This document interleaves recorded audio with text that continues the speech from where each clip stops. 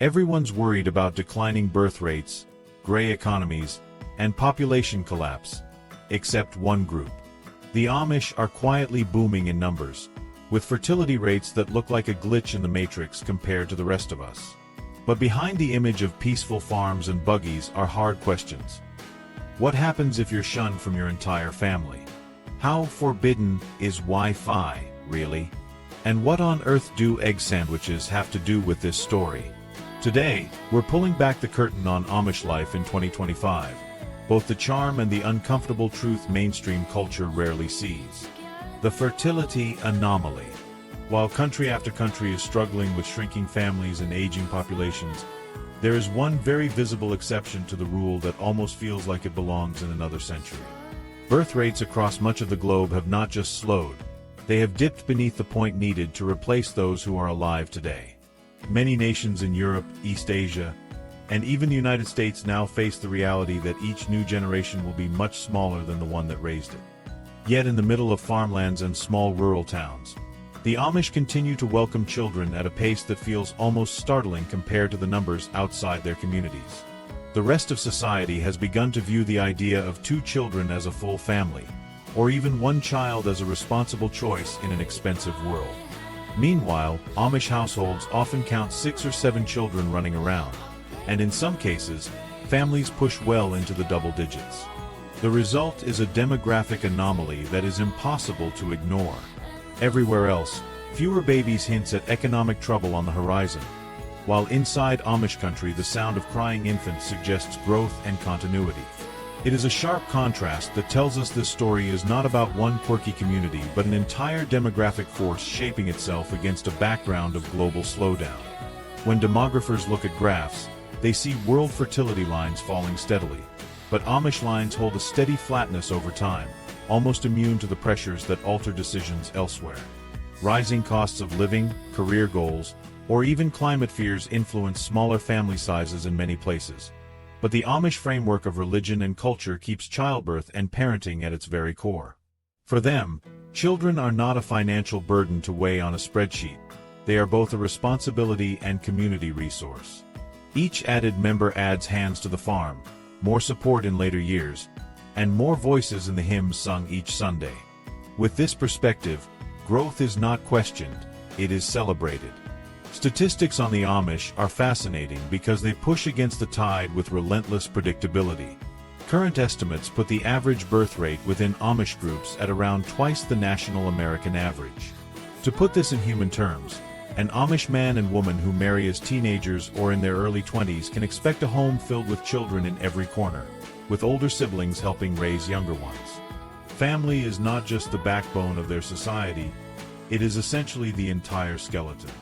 Where modern families might wonder about balancing children with travel or careers, Amish parents anchor their entire lives around bringing numerous children into adulthood within the faith. What makes this unusual phenomenon even more impressive is that Amish population growth does not rely on outsiders joining in, because conversion into their way of life is rare. It instead rests firmly on a high retention rate among their young. When you combine extremely high fertility with the majority of children choosing to remain Amish, the math becomes unavoidable. The size of the community doubles roughly every 2 decades. That rhythm has been tested again and again, and each cycle has proven the pattern true. Looking backwards shows just how fast this doubling builds momentum. At the start of the 20th century, Amish numbers were a small fraction of what they are now, hovering in the low thousands. By the 1980s, growing through their predictable expansion, the community had carved out a unique space in rural America. Today, in 2025, we are talking about several 100,000 Amish spread throughout North America. Project the usual growth rate forward, and you have a population that could hit 1 million before 2040. In demographic circles, that type of rise in such a short historical period is startling. For comparison, mainstream populations are staring at decline, with some countries scrambling to find ways to encourage their citizens to have more children through subsidies and incentives. The Amish need no such nudges. Their cultural system naturally provides the motivation. This pattern matters because communities that expand this rapidly do not exist in a vacuum. They require land, homes, schools, and resources. As a result, counties in Ohio, Pennsylvania, and Indiana find themselves reshaped by the Amish presence. Formerly little rural areas now have young and quickly expanding populations at a time when neighboring towns are watching schools close due to low enrollment. The difference is so remarked upon that some local governments now factor Amish demographics into long-term planning. Amish farms require space, and with each new generation, fresh land must often be purchased to house new families branching out from the original homestead. While the outside world deals with declining fertility through automation and immigration policies, the Amish approach is far more straightforward. Have more children and raise them within a supportive, tight-knit community. No advanced policy frameworks, no expensive social campaigns. Just a consistent practice rooted in faith. Within their worldview, this abundance of children is not only practical but also a spiritual directive. They read the command to be fruitful as directly tied to their lives, leaving very little debate on whether large families are optional. The sustainability of this growth naturally raises questions. Critics wonder how long they can keep expanding at such a rate without friction, while supporters point out that the group relies heavily on self-sufficiency, which lessens strain on public infrastructure. Still, as roadways fill with more buggies, farmland prices climb, and new towns emerge with predominantly Amish populations, the rest of society cannot avoid noticing what is happening. The curiosity gap grows each year as one demographic rises while all others shrink. Another point of intrigue is the cultural impact of this anomaly. While modern societies wrestle with integrating new tech, shifting roles, and individualism, the Amish grow by cultivating values many people outside claim to admire but struggle to embrace. Large extended families, permanent community, and links across multiple generations. To outsiders, their growth seems almost fantastical, as if they have cracked some secret code to demographic stability. But the explanation is not hidden or mysterious. It is right there in their daily patterns and cultural choices. Yet this growth also creates awkward contrasts. When policymakers speak about fears of collapsing pension systems or vanishing workforces, Amish communities stand as a reminder that such collapse is not inevitable. A nation cannot suddenly decide to transform itself into Amish society, but seeing a neighboring culture that has avoided the problem highlights how much birth rates are products of values as much as economics. For many, the anomaly is less about numbers and more about what those numbers represent. As the Amish continue along their predictable demographic arc, it is not hard to imagine them reshaping entire regions. Small towns that once felt forgotten might find themselves revitalized purely by the steady arrival of horse-drawn families. Schools will remain full, farms will remain tended, and churches will be vibrant. Compare that future to neighboring areas with closing schools, empty main streets, and aging populations, and the path of contrast becomes even more striking. So while the global conversation centers on demographic decline, depopulation, and the economic headaches attached to shrinking workforces, the Amish stand apart as a growing cultural island. Their fertility rates, while perhaps jarring when you first hear them, are simply consistent, sustained habits over time. In a world nervous about collapse, this steady climb becomes its own form of outlier. By all indications, if nothing changes, North America will see an Amish population of 1 million people before long, living, working, and riding their distinctive buggies among us. And that sets the stage for a much larger question. If their growth is so steady, what about the way they actually live? The perception from the outside often makes their farms look idyllic, but the reality is layered with strict rules, community controls, and long days of physical labor. The romantic postcard view only captures the surface of what life inside the Amish world really looks like. Romanticized farms or reality check. When people picture Amish life, their first thought often looks like the cover of a storybook. A red barn with a white fence, a horse pulling a buggy along a quiet country road, and a family in plain clothes sitting down to a simple meal inside. It has become such a polished image that the stereotype almost sells itself without much effort. Even towns near Amish settlements lean into it, with quilt shops, craft stands, and roadside bakeries designed to catch the eye of passing tourists who want a momentary stroll into what looks like a peaceful past. Outside visitors often imagine this as the rhythm of Amish living every day. Pie cooling on a windowsill, children playing quietly in the yard, and adults living free of the stress and noise of modern society. But that view is a crafted surface, not the rhythm.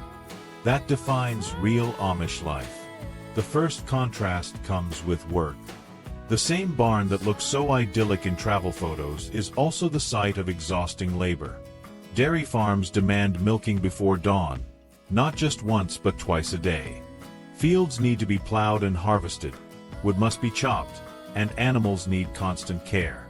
Tasks that most of us hand off to machines, whether it's a combine for acres of crops or a washer and dryer for clothes, are managed by human hands. It means that the daily routine often starts around 4:30 in the morning with chores that would leave most outsiders exhausted before breakfast. To an Instagram audience, the butter churn looks charming, but to an Amish teenager, it might just feel like one more endless step in a routine that stretches from sunrise to sunset. Add to this the heavy social structure wrapped around the physical work.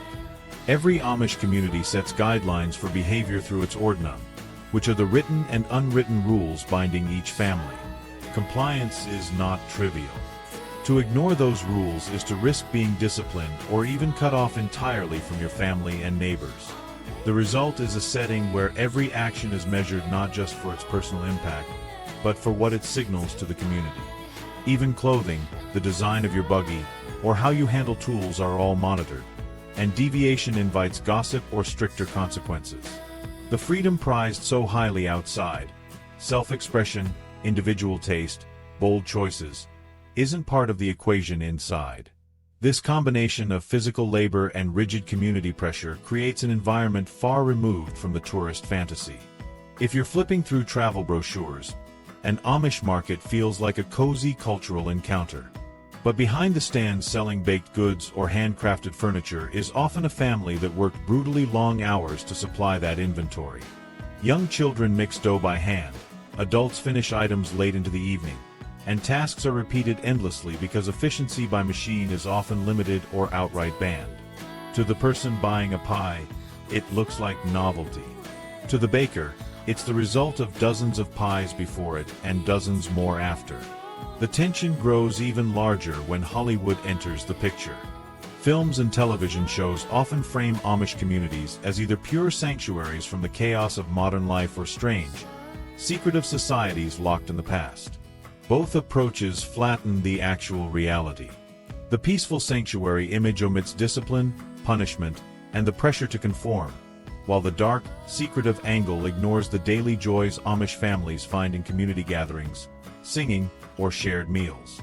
Neither version captures the messy center between those extremes. Outsiders latch onto the aesthetics of the buggy wheels and bonnets without noticing the relentless work those traditions require to sustain. Humor sometimes helps underline this difference. Take the famous butter churn. For most outsiders, it's become shorthand for everything quaint and rustic about the Amish. They imagine a smiling woman in a spotless kitchen, pressing up and down on a churn while loaves of warm bread wait in the oven.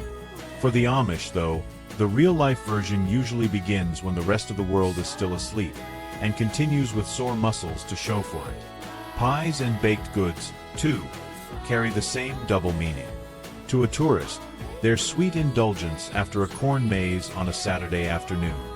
To an Amish girl who's been up since before dawn, pies are repetitive work needed to bring cash into a household that doesn't permit traditional jobs and salaries. The pattern of romanticizing can also be traced in how society describes slow living, or back-to-basics ideals. Urban residents dream of leaving noise and chaos to farm the land like the Amish, but rarely consider what that would demand on a daily basis. Self-sufficiency without tractors, chemical sprays, or industrial machines means trading a desk for a plow and responsibility that never ends. Crops fail and need replanting, animals get sick and need constant care, and repairs wait for no one. The neat, uncluttered barnyard in postcards leaves out the reality of mud, manure, and fatigue. Outsiders can dip into the aesthetic for a weekend, post pictures, then return to lives with electricity and free time. Amish families do not leave it behind when the sun sets. Films and social media contribute to confusion because they highlight staged or exceptional moments. A singing circle of teenagers looks wholesome and fun, but doesn't show that this kind of gathering is one of the few acceptable outlets for their social life. A barn raising looks like an efficient community miracle, but the countless hours maintaining those same structures every year slip under the radar. The surface picture looks so compelling that many forget what it takes to sustain it week after week, often for entire lifetimes. It's not to say there is no joy in Amish living. Families celebrate births and weddings with deep support. Meals are noisy with laughter and music, though less with instruments and more with song. But the balance tilts heavily toward duty, routine, and responsibility, which rarely makes it into the glossy brochures. If outsiders knew the precise strain of carrying giant milk cans, lifting heavy hay bales, or stitching quilts for hours without distraction, the fairy tale farm life might lose some of its glow. This misunderstanding has turned into an industry all its own. Tourism boards design packages that highlight the visual appeal of the Amish without ever mentioning rules like shunning or the pressure to attend worship every other Sunday in rotating homes.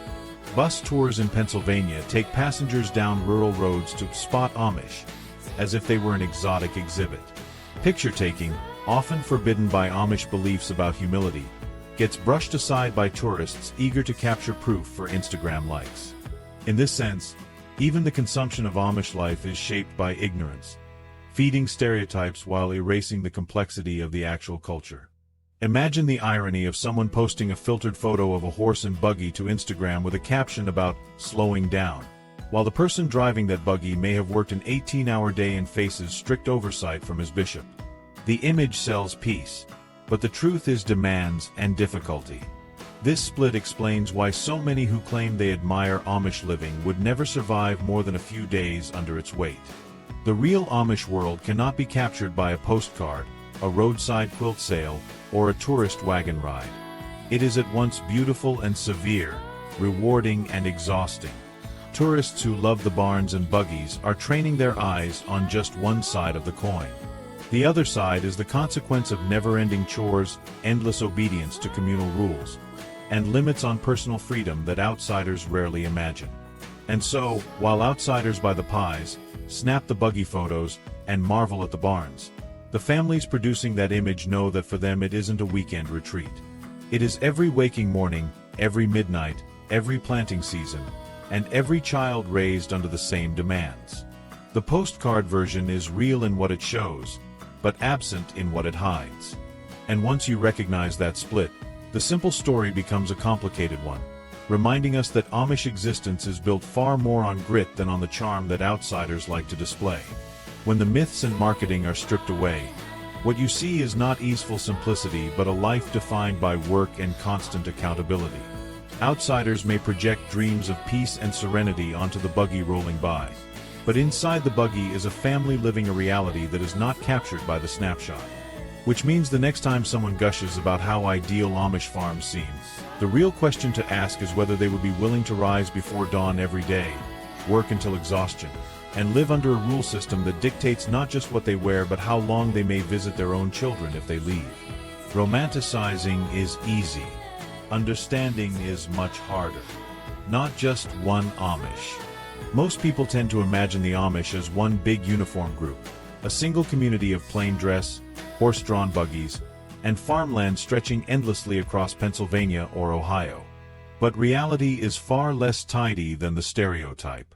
There is not one Amish lifestyle, and to suggest otherwise ignores a patchwork of different sects and subgroups. In truth, the Amish world is divided into more than 36 distinct affiliations, and each one carries its own rules, values, and even quirks about what's acceptable and what isn't. This variety means that saying, "the Amish do this," or "the Amish forbid that," is rarely accurate. What's allowed in one settlement may be prohibited just a few miles down the road, depending entirely on the decisions of local leaders and the interpretation of faith at play in that community. To simplify them into a single category is to miss the variety that shapes daily life across states and even counties. The source of these differences comes down to tradition and governance. Each Amish settlement organizes its practices through a rule system known as the Ordnung. Think of it less as a single master rulebook and more like a constitution drafted at the local level. Bishops and ministers within each district decide the boundaries of what is appropriate, and once those standards are set, the entire community adheres to them. Where one bishop permits a certain tool or habit, another rejects it entirely. This system keeps each group distinct, and it is why Amish variation across North America is so wide that visitors often leave confused after noticing that habits don't line up perfectly from one community to another. One community might allow the use of propane refrigerators and limited solar panels to aid in daily life, while another considers those modern luxuries too dangerous, preferring ice houses or spring houses for cooling. A group in Indiana might favor bright blue doors and buggies with reflective tape for road safety, while a settlement in Pennsylvania insists on deep black buggies, dark interiors, and minimal concessions to outside traffic. In short, the Amish may share a foundation of faith and family, but how they live those values is neither fixed nor uniform. Take clothing, which outsiders consider the most obvious marker of Amish identity. Broadly, Amish wear clothing designed to be plain and consistent across the group, but even within this, the margins vary. Certain Amish groups allow hooks and eyes for fastening garments, others insist on straight pins, and still others allow buttons, though this last concession is highly contested and sometimes restricted. Thus, whether you see a button as harmless or as a mark of worldliness depends entirely on which Amish leader makes the call. A tourist might notice plain dresses or straw hats and believe these are consistent Amish markers, but those details may shift community to community. Transportation offers another example of this spectrum. Amish are often portrayed solely with horse-drawn buggies, but variation exists even here. The color and style of buggies often act like identifiers for specific groups. Gray buggies move along Ohio roadways, black buggies dominate Pennsylvania, and white-topped carriages show up in Indiana. Beyond color, the actual equipment differs as well. Some groups permit modest safety modifications like reflectors and lights, particularly when road safety laws intervene, while conservatives object to such visibility as unnecessary or prideful. Even the number of spokes in a wheel or the material used in buggy construction can signal which community someone comes from. What counts as technology allowed is another major fracture line. One settlement may make room for pneumatic tools in woodworking shops, powered indirectly through air compressors that sidestep electrical wires. Another may prohibit even air-powered devices and require hand tools alone. On certain farms, solar panels provide limited electricity for lighting barns or running milking machines, while other bishops see solar panels as a slippery slope to dependence on the outside power grid. Even telephones, which for many Amish are kept at a distance in shared phone shacks, are treated differently across groups. Some bishops allow private phones for emergency use, hidden discreetly in barns or workhouses, while others ban such exceptions entirely. It's not about a blanket aversion to technology, but whether each piece risks weakening separation from the world. Now imagine trying to explain this spectrum to someone who only sees the Amish through a single bus tour. A traveler spends a day in Lancaster County, perhaps buying quilts and riding in a buggy, and leaves believing Amish life is firmly defined and standardized.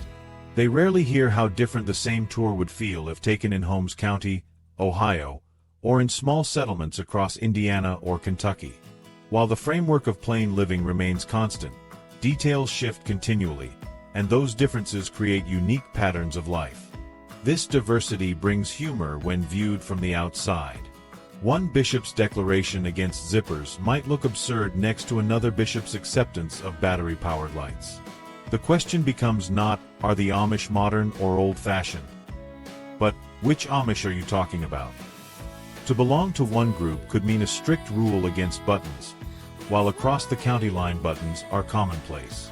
Small turns of interpretation shape entire communities, producing variations that outsiders seldom realize exist. The boundary lines between acceptable and worldly turn, unexpectedly, on seemingly trivial details, and the result is a cultural landscape of many Amishes, not one. Food habits also reflect this subtle diversity.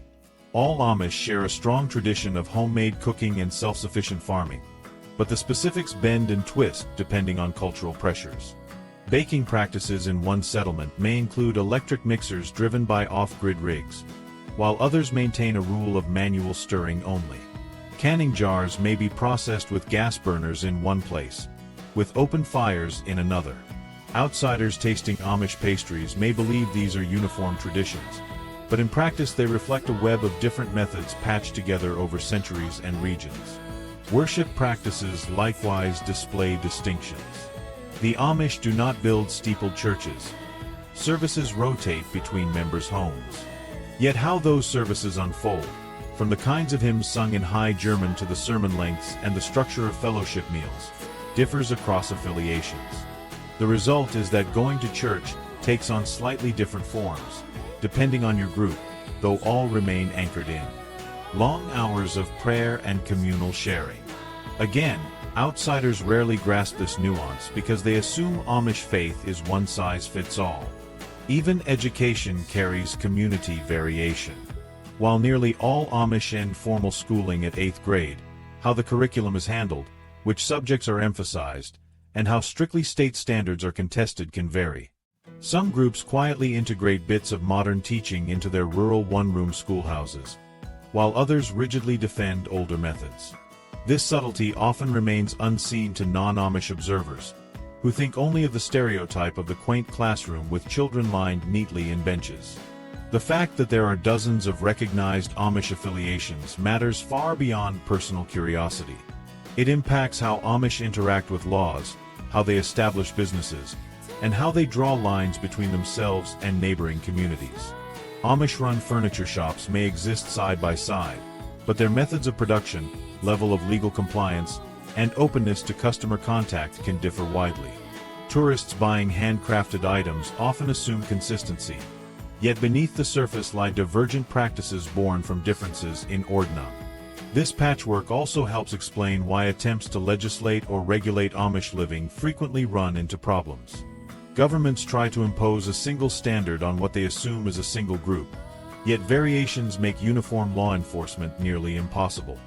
One county's Amish may voluntarily comply with building codes, while another resists entirely, claiming that the requirement violates their Ordnung. Authorities quickly discover there is no monolithic Amish leadership to negotiate with, only dozens of local leaders each interpreting faith on their own terms. The result of all this variety is a culture that appears uniform when glimpsed from a distance but reveals remarkable diversity up close. Tourists lean into the postcard, seeing the horse-drawn buggy against a farm backdrop.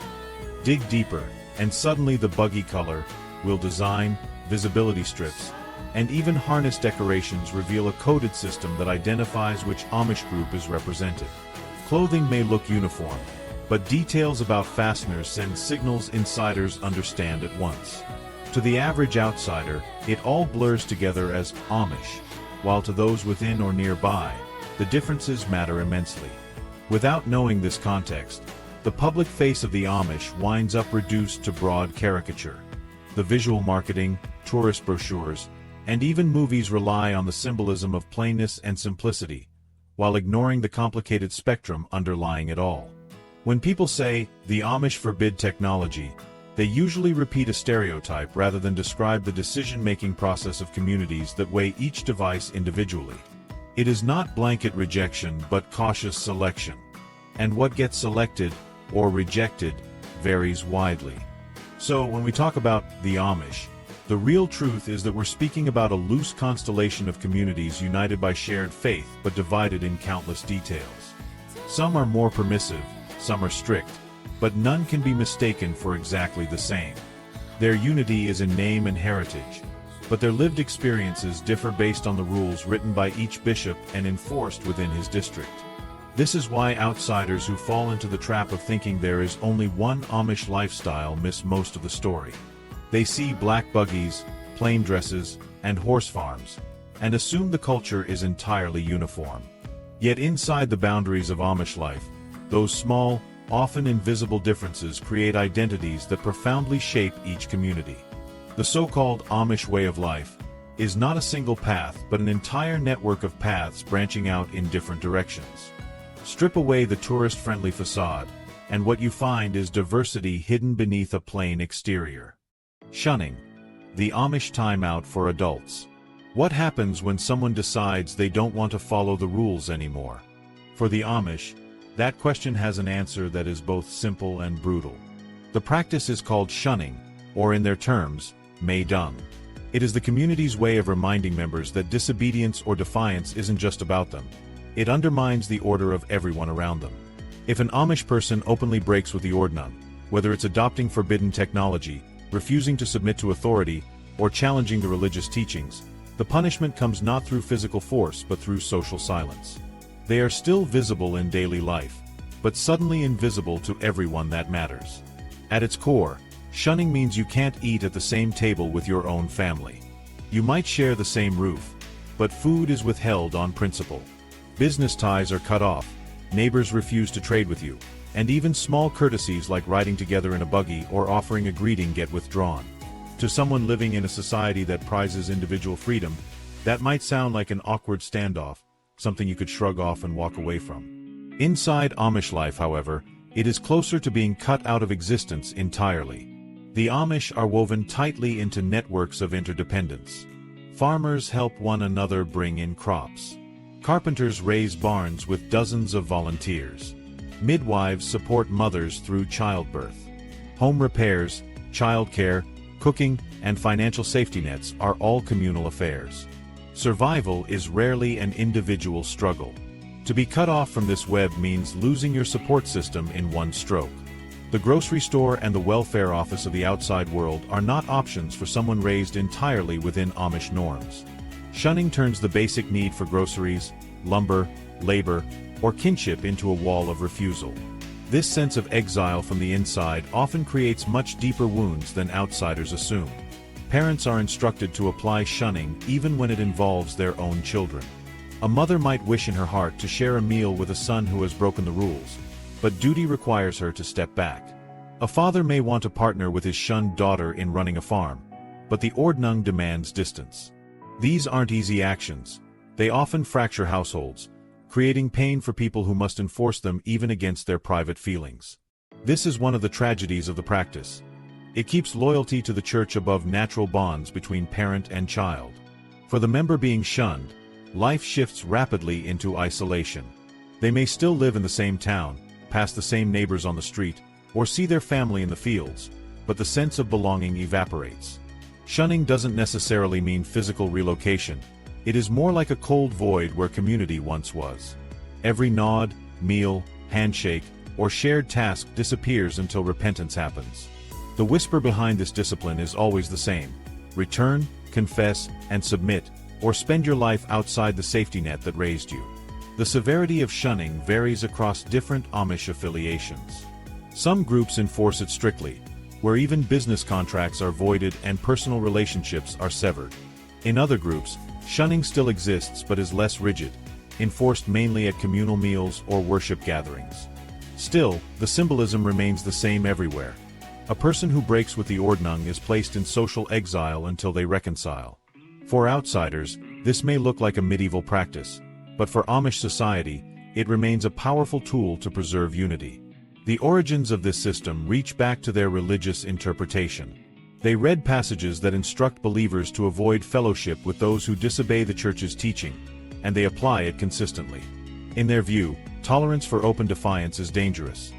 One person's rebellion could inspire others, or gradually unweave the structure that holds everyone together.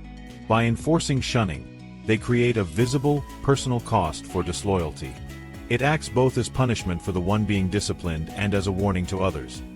This is what happens if you choose your own path over the way of the community. The intensity of shunning also reflects the stakes of baptism. Joining the Amish church is not a casual step.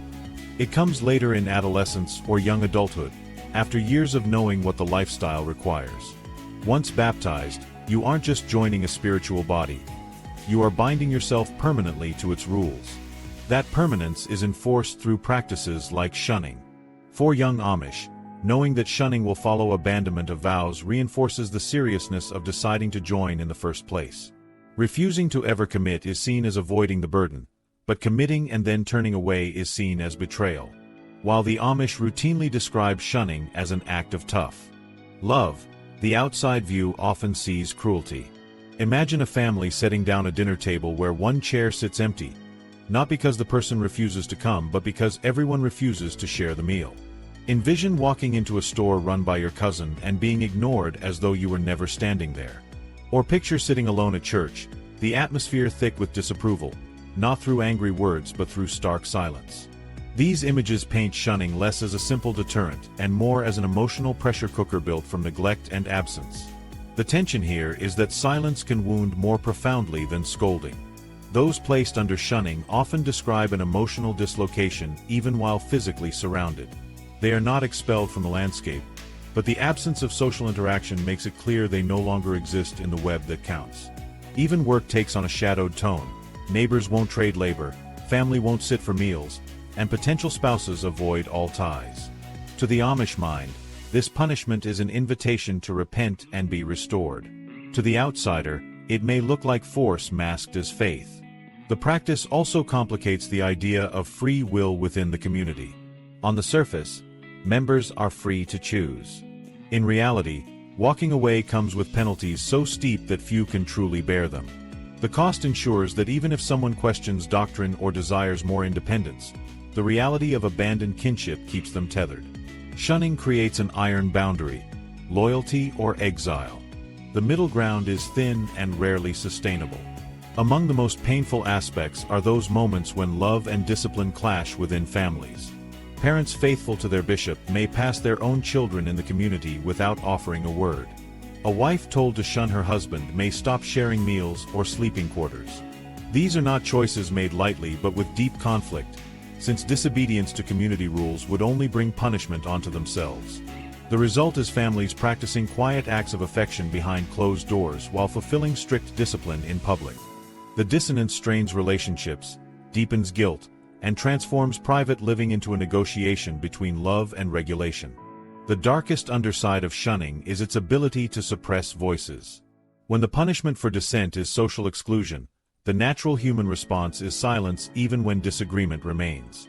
Members may comply outwardly while feeling crushed inwardly, fearful that challenge will bring the heavy hand of exile. This isn't enforcement through bars and locked doors, but through invisible chains of belonging that are just as restrictive. The view from the outside world often underestimates how oppressive silence can be in practice, creating the illusion of peaceful compliance when in truth it may include suppressed resistance. Shunning has endured for centuries in Amish communities because it works. It preserves conformity. It maintains authority. It serves as both discipline and deterrent. But it also produces enormous human costs measured in broken family ties, lonely nights, and lines drawn between parents and children. Outsiders might say it is unnecessary cruelty. Insiders claim it is necessary obedience. Both statements reveal the double face of a practice that defines much of Amish discipline. The individual cut off by shunning knows the choice they face with relentless clarity: repent and return or live in ongoing exile. Unlike minor punishments, it does not fade with time. Its only resolution comes through surrender or permanent departure. That binary outcome ensures shunning hovers over every rule as the ultimate consequence, clear enough that no one can ignore it. Perhaps that is why the practice remains mysterious and unsettling to those beyond Amish lines. The outside sees hardship without compassion, while the inside insists it is compassion through hardship. Whether viewed as devotion or control, shunning remains one of the harshest features of Amish life. It doesn't align with the cozy postcard image of farms and quilts. It doesn't show up in tourism brochures. But it defines the boundaries of Amish loyalty more powerfully than any barn raising, quilt sale, or buggy ride. For those who cross the Ordnung, the punishment isn't in what people do to you, it is in what they stop doing. Speaking, eating, working, caring. Outsiders may see in that silence a chilling absence. Insiders insist they see the path to repentance.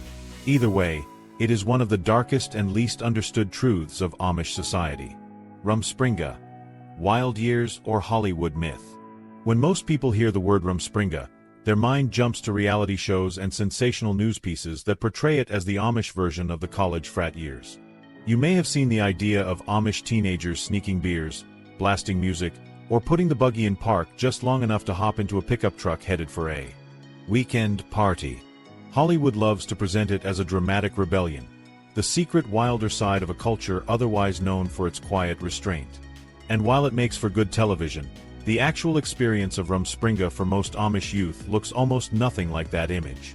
If the fantasy version is filled with binge-drinking chaos and late-night revels, then the real version is far more modest and, in many places, doesn't look much different from any other Amish gathering. To start, Rumspringa is not a single event with a clear beginning and end. The word itself simply means running around, but in practice it refers to the stage after turning 16 when Amish youth are no longer under constant parental supervision but not yet baptized into the church. Instead of one wild party weekend, it's a period of years where young people evaluate what life inside the Amish faith means and whether they will commit to it. The assumption is that they will eventually join, but the tradition allows them a window of choice before baptism locks in the rules permanently. The television version usually showcases the extreme cases: teens who briefly test out cars, phones, or nightlife. But that is a selective picture. For most Amish communities, Rumspringa involves youth groups gathering for hymn sings, cornstalk volleyball games, buggy rides with friends, or long evenings of flirting under careful supervision rather than open rebellion. Part of the confusion comes from variation. Each Amish district operates under its own Ordnung, and not every group views Rumspringa in the same way. Some of the more lenient communities quietly accept that their teenagers will experiment with outside life. This might mean trying store-bought clothes for an evening, riding in a friend's car, or using a phone away from parents' eyes. Other, stricter districts do not emphasize any extra freedom at all. The teenagers still meet, often in youth groups called singings, but the gathering feels less like rebellious exploration and more like social networking in a traditional sense. Thus, when documentaries shoot dramatic scenes of Amish teenagers leaving in secret to rent apartments, drink heavily, or test out fast cars, they film a small portion of the spectrum and hold it up as the whole. The majority experience looks far quieter. It's important to know why so many outsiders are fascinated by this stage. In a society that cherishes individual freedom and coming-of-age rituals, the idea of Amish youth being let loose even briefly becomes irresistible. It paints Rumspringa as that one chance where children raised with strict conformity sees a window of rebellion. But viewed inside the Amish framework, the purpose is not rebellion at all. It is preparation. Amish youth know that once they are baptized into the church, leaving those commitments behind would carry the risk of shunning and lifelong isolation. The time of Rumspringa offers a pause before entering adulthood where choice exists. It is essentially a cultural fork in the road. Do you commit to the Amish faith with full obedience, or do you step away and leave behind everything you've known? Because of the consequences attached, the decision is significant. The lighter side of Rumspringa can be strange for outsiders to understand. A wild night for many groups might include little more than playing softball until dark and then singing traditional hymns in 4-part harmony. Amish parents see these gatherings as safe, supervised spaces where teenagers can meet, talk, and build familiarity with potential spouses. Many marriages later begin from relationships seeded during these evenings. What outsiders imagine as secret rebellion more often looks like structured dating rituals sanctioned in their communities. Yes, there are occasional youth who sneak more than their share of risky behavior, but even then those moments exist within a framework unlikely to match the wildness television portrays. There is still real tension behind these rituals. Amish teenagers are fully aware of the outside world.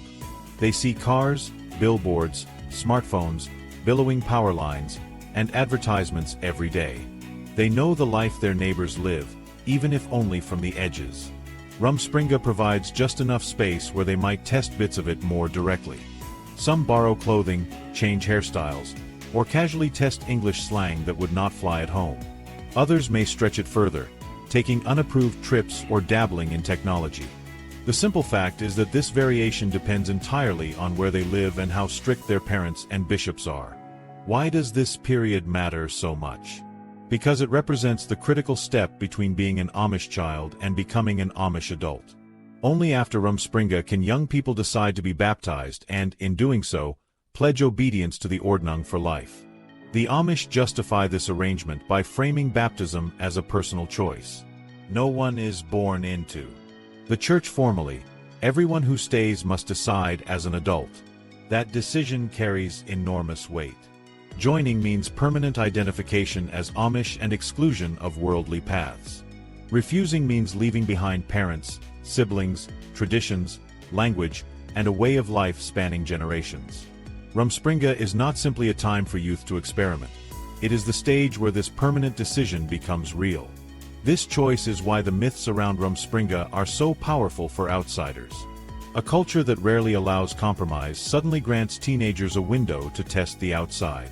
Does that open door cause a flood of exits? Not according to the numbers.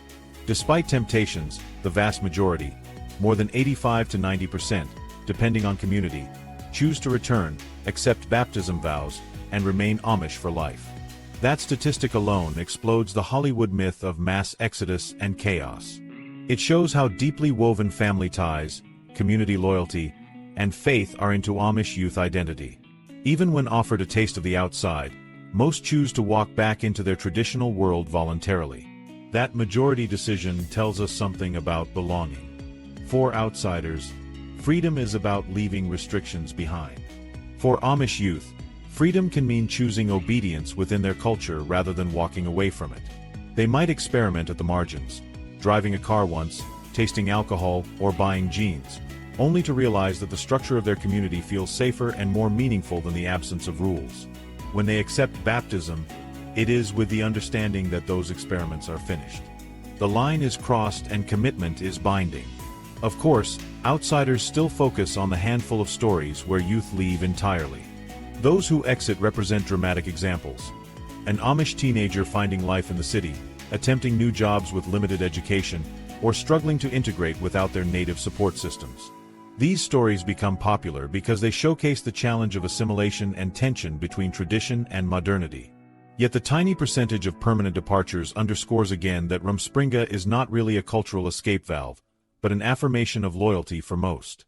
It is tempting to see Rumspringa as the place where Amish teens secretly get it all out of their system before settling down permanently. That narrative is more part of the myth-making than the lived experience. The consistent thread across communities is not disorder, but choice. Young people weigh the visible comforts of independence against the invisible costs of separation from family and community. And those invisible costs almost always outweigh the brief excitement of outside freedoms. The mythic image of raucous Amish teens breaking every rule serves outsiders better than it serves reality. It allows modern audiences to feel they understand the Amish in dramatic terms while ignoring the quieter, more modest, and more disciplined truth. Rumspringa is not the secret crack in Amish conformity. It is the deliberate opening where youth make their single most important decision. And the overwhelming result shows that Amish culture is stronger than the temptations lined up just beyond the farm fence. So while films and documentaries may linger on images of youth drinking or dancing under neon lights, the lived experience is usually closer to a church singing than a nightclub. The real shock to outsiders is not how wild Amish teens can be, but how willingly they choose to enter adulthood bound by rules that forbid nearly all of what the modern world celebrates. The story of Rumspringa, stripped of its myth, becomes less about hedonism and more about loyalty.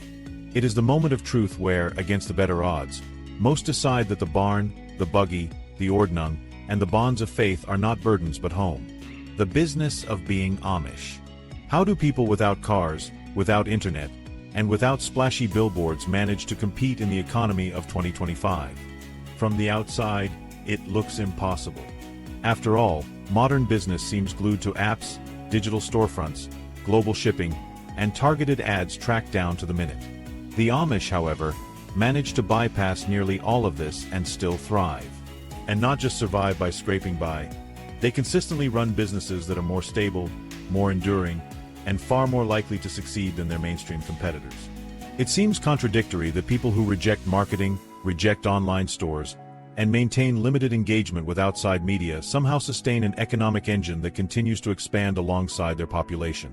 But the numbers, in practice, show exactly that.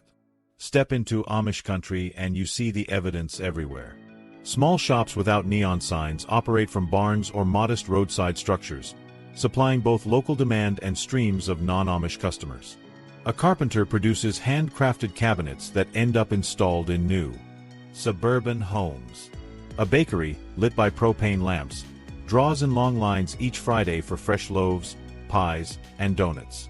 Builders arrive with horse trailers filled with lumber and leave behind entire barns or additions on homes in record time. While outsiders picture Amish farming as their only occupation, in reality their economy long ago diversified. Construction firms, cabinet-making shops, bentwood furniture workshops, quilt businesses, general stores, and produce markets form the bulk of their commercial presence. And these businesses carry reputations for reliability strong enough to stand without traditional advertising. The real curiosity is how they market themselves without using the tools everyone else swears are essential. Here, reputation is the billboard. Word of mouth sustains sales in communities where trust, fairness, and personal reputation carry more weight than digital branding. When an Amish woodworker supplies a kitchen cabinet set that lasts longer than mass-produced imports, the satisfied customer spreads that story. When a construction crew shows up on time, works with precision, and finishes faster than expected, local families trust them automatically for the next project. Instead of relying on digital algorithms to place ads, Amish entrepreneurs rely on human networks to circulate their names. In practice, this creates stability that algorithm changes, social media collapses, or global advertising trends cannot erode. Their market base grows steadily because their system is insulated from online volatility. Ironically, Amish-produced goods often travel further than their producers ever will. Someone might sit at a dining table ordered online and never realize it came from an Amish shop only a few hours away. Dealers serve as the bridge. While the Amish themselves avoid direct internet sales, many of their products are consigned to non-Amish middlemen who list, ship, and manage customer concerns. That table doesn't appear on your favorite retailer's site by accident. Amish businesses produce it, sell to a distributor, and the distributor places it online. The customer remains unaware their sleek, modern purchase has an origin in a workshop lit only by lanterns. This is part of the strange irony of Amish business. Those building the most reliable craftsmanship often never see the platforms that bring them new customers. Their refusal to adopt cars also reshapes their approach. Rather than relying on long commutes or distributing goods through major networks, Amish businesses stay local. They serve their immediate counties first with deliveries managed by hired drivers or horse-drawn wagons. When expansion proves necessary, contractors outside the community sometimes step in for trucking and shipping. But the businesses themselves prefer to keep roots in reachable distance, maintaining control over operations without fracturing family ties. To the Amish, working within that physical framework means less growth in sheer scale, but it also means more control in maintaining the stability of their enterprises. Outsiders might see limits. Insiders recognize a practical balance that protects faith and economics simultaneously. What makes their economic performance most remarkable is the success rate. Academic studies comparing Amish businesses to non-Amish ones discovered that in sectors such as carpentry, construction, and retail, Amish ventures succeed at a rate of around 90% over time. Compare this with a typical small business survival rate closer to 35% across the United States. The difference is staggering. The reason lies not in special marketing strategies or technological tricks, but in principles deeply tied to culture. Amish entrepreneurs rely on family labor, which lowers costs, prevents turnover, and ensures consistent training. They avoid debt, funding expansion through savings or community loans rather than bank credit lines vulnerable to collapse. They emphasize quality over quantity, ensuring return customers and long-term trust. The result is a business ecosystem that manages to outperform modern startups almost across the board. Construction stands out as one of the most visible areas of Amish enterprise. Known regionally as reliable and efficient, Amish crews build barns, remodel homes, and take on major projects for non-Amish clients. They bring with them practices that maximize efficiency without modern machinery. Dozens of workers assembling frame walls by hand accomplish in one day what a smaller outside crew might need longer to achieve. Since Amish families are large, labor supplies often begin at home. Sons join their fathers in work at young ages, ensuring continuity across generations. Employers in such businesses rarely worry about disappearing employees or skill shortages because their children and children's children become the next generation of workers. Furniture remains another hallmark. Amish-made furniture is marketed outside the community as a mark of authenticity, advertised by dealers as solid wood, heritage quality, or built to last. The irony is that Amish craftsmen never use these slogans. Outsiders use them for sales. In the workshop, men and women simply follow tradition. Plane the wood, join the pieces, and finish with care. The lack of flashy branding turns out to be an asset in a world skeptical of cheap imports. Customers associate plainness and simplicity with honesty, trusting the work because it lacks artificial marketing. In this sense, the Amish manage to brand themselves precisely by not branding at all. The food side carries equal strength. Amish baked goods, cheeses, jams, and produce carry reputations strong enough that locals line up before stands even open. Markets in Pennsylvania and Ohio draw crowds every weekend, while farm shares and CSA-style arrangements spread across wider regions. Customers prize the authenticity and hand-prepared quality, attaching a premium to goods that feel healthier and more trustworthy than mass-produced options. While Amish markets may lack logos, hashtags, and ads, the weekly repetition of satisfied buyers provides steady income flows. And unlike digital startups chasing viral success, Amish businesses prioritize steady longevity. They don't gamble on overnight growth. They build enduring trade one loaf, one pie, and one quilt at a time. Why does the success rate run so high? Beyond labor and debt habits, Amish communities themselves act like networks of incubators. A young man interested in starting a sawmill has uncles, cousins, and neighbors willing to teach trade secrets, loan funds, or provide referrals. When Amish communities embrace entrepreneurship, they distribute risk collectively. If one farm struggles, a woodworking shop run by cousins supplements income. Families pivot to diversification rather than collapse. Outside entrepreneurs often face isolation. Amish entrepreneurs face a net that catches them when starting out. That built-in mentoring system stabilizes risk and smooths the learning process across generations. Another point often overlooked is how well Amish businesses adapt, despite the stereotype of being frozen in the past. They are cautious with technology, but not blind to efficiency. Pneumatic tools, gas-powered engines, hydraulic systems, and, more recently, limited off-grid solar equipment all appear in Amish workshops. These are carefully chosen and justified by necessity rather than vanity. The careful weighing of each piece of equipment ensures minimal waste. Unlike many modern entrepreneurs who chase the latest software or gadget without a plan, Amish businesses add tools only when convinced they contribute to long-term stability. That disciplined selectivity increases efficiency without bloating finances. Customers indirectly benefit from this restraint. When you buy an Amish chair, you are not paying for overpriced marketing campaigns, unnecessary logistical teams, or debt service. You are paying primarily for material and labor, which makes the product a direct reflection of its cost inputs rather than an inflated reflection of branding. In a sense, the Amish model trims away non-essentials and places direct value into what you hold. That transparency, even when unintended, strengthens the reputation of Amish businesses outside their communities. Even non-Amish competitors acknowledge the strength of Amish enterprise. Landscapers who share territories with Amish crews know that low turnover and family-driven rates make competition difficult. Furniture factories understand they must differentiate themselves against Amish-made products seen as superior by many customers. Local grocery stores even plan around the draw of Amish markets on weekends when they know residents will head to the stand for bread and vegetables. Amish businesses bend economies around them, pulling attention without ever asking for it. None of this makes Amish business easy. Work hours are long, tools are heavy, and expansion has natural limits. There are stricter constraints compared with mainstream capitalism. But the high success rate shows those constraints create resilience rather than fragility. While many modern startups gamble on investors, apps, or rapid growth and collapse swiftly, Amish ventures persist quietly across decades, transferring ownership from parents to children in an unbroken chain.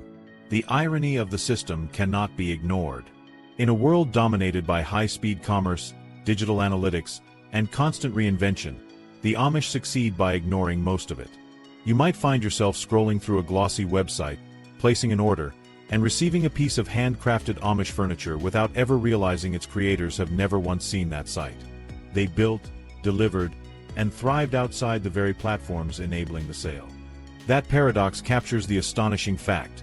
Without cars, without internet, without advertising, Amish entrepreneurship not only survives but flourishes, standing as one of the few models with a 90% success rate in a world where most businesses falter at less than half that. Technology. Forbidden fruit or selective sampling. When most outsiders think of the Amish, the phrase, "they don't use technology," comes up almost immediately. It's presented as if the entire culture is frozen in time, permanently stuck in the 1850s, happily marching behind plow horses as if the industrial age never arrived. That's the stereotype you see in tourist markets and movies. But the reality is quite a bit more complicated.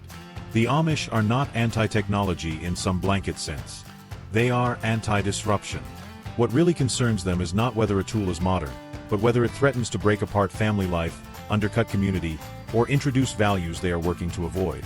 The difference looks small to outsiders, but it shapes everything about how Amish communities interact with modern inventions. The way decisions are made about technology says a lot about the culture. Each community holds its own Ordnung, which is the set of rules that regulate daily life. When a new tool arrives, the community, often led by the bishop and ministers, discusses whether it can be used without damaging the spiritual and social balance. If they conclude yes, then it can be selectively permitted. If they decide it risks too much change, then it is forbidden. There's nothing automatic about it. Where mainstream culture adopts first and worries about side effects later, the Amish reverse the process entirely. Weigh the side effects first, and only adopt if survival seems unaffected. That explains why something like the telephone is still heavily restricted, while pneumatic tools have become widespread in Amish workshops. For the Amish, bringing a phone into the home was viewed as too disruptive. It threatened to open the door to gossip, to constant connection with the outside, and to distractions from family and prayer. So in many communities, phones remain outside, located in shared phone shanties at the end of a lane, or in limited cases, hidden away in barns for emergencies. But something like compressed air tools, well, those turn heavy labor into more manageable work without connecting anyone to an outside network. They help the community sustain itself without introducing outside dependence. That distinction is key. Hydraulic systems provide another example. Many Amish groups allow the use of hydraulic jacks, pumps, and tools because they function off pressure and fluid rather than electric wires directly tied to the public grid. Electricity from the outside world is seen as too binding, because it represents long-term dependence on infrastructure beyond the Amish sphere. But harnessing solar panels on a small scale or using batteries charged outside the grid sometimes passes under the same reasoning as hydraulics. Useful enough to aid labor, contained enough not to risk dependence. What matters is not the tool itself, but the perceived social ripple that travels with it. Of course, this leads to curious compromises. In a workshop, it's common to find table saws or lathes powered by belt systems attached to diesel or gas engines driving compressed air. The saw may look modern and sleek, but it's powered in a distinctly indirect way. This setup keeps the tool available while staying clear of direct electrical current that ties the business to the power company. To outsiders, it feels like splitting hairs. To the Amish, the hair matters because it sets a line between managed technology and uncontrolled modernity. They are not ignoring labor-saving devices. They are taming them, keeping them in socially safe cages. Sometimes this cautious approach creates behavior that seems humorous to outside eyes. Consider the way some Amish businesses reach customers. You might not find an Amish carpenter updating an online catalog on his smartphone. Instead, he sells his cabinets to a non-Amish reseller who then lists them on e-commerce platforms. Customers order online from the reseller, believing they're plugging into a sleek modern marketplace. Unknown to them, the furniture itself has been constructed in a barn without a computer in sight. In a sense, the customer has been technologically catfished. The product feels digital because of the storefront, yet the makers remain offline, one step removed from both the website and the credit card infrastructure behind it. The same dynamic plays out with cell phones. In the strictest communities, possession of a personal phone is still prohibited. Yet across America you can find barns with secret phones hidden in feed rooms or tucked into toolboxes. The owners may not boast about them, but they recognize the value for emergencies, for coordinating supply deliveries, or for checking messages through a friend's phone. The tension here is constant. Leaders discourage uninterrupted adoption, but individuals quietly find ways to bridge the gap when it helps their survival. In this way, Amish society develops a strange rhythm of public prohibition with private adaptation. These compromises extend to solar panels. For groups that permit them, panels often provide just enough power to run milking machines, lights in barns, or refrigeration for food storage. They're chosen specifically because they keep families independent. They don't require hooking into the national grid, and they can be controlled within the farm. In practice, this means solar setups often look improvised compared to fully modern homes. But within their limits, they accomplish much the same tasks. Again, the Amish are not discarding technological progress wholesale. They are choosing fragments carefully, while avoiding the cords of dependence that mainstream society rushes toward. This selective sampling creates an image that outsiders regularly misinterpret. Someone sees a buggy on the road and concludes the Amish live exactly as their ancestors did 2 centuries ago. What they don't see is that the buggy might hide LED lights powered by small batteries, or that the driver spent his morning working with pneumatic nailers on a modern construction site, returning home only to hitch up the horse for evening. The outward picture of stasis hides an ongoing, deliberate process of adaptation. The Amish move forward, just slowly and with guardrails. And these guardrails prove more effective than many would expect. By only allowing technology selectively, Amish communities prevent dependence on tools that could bind them to outside society. They also lower the risk of flooding their households with distracting entertainment or status competition. Mainstream technology often carries with it cultural baggage. Television brings programming, phones bring social media, internet access brings unfiltered connections to outside culture. The Amish consider that baggage far more dangerous than the tool itself. That's why they draw boundaries at the household door.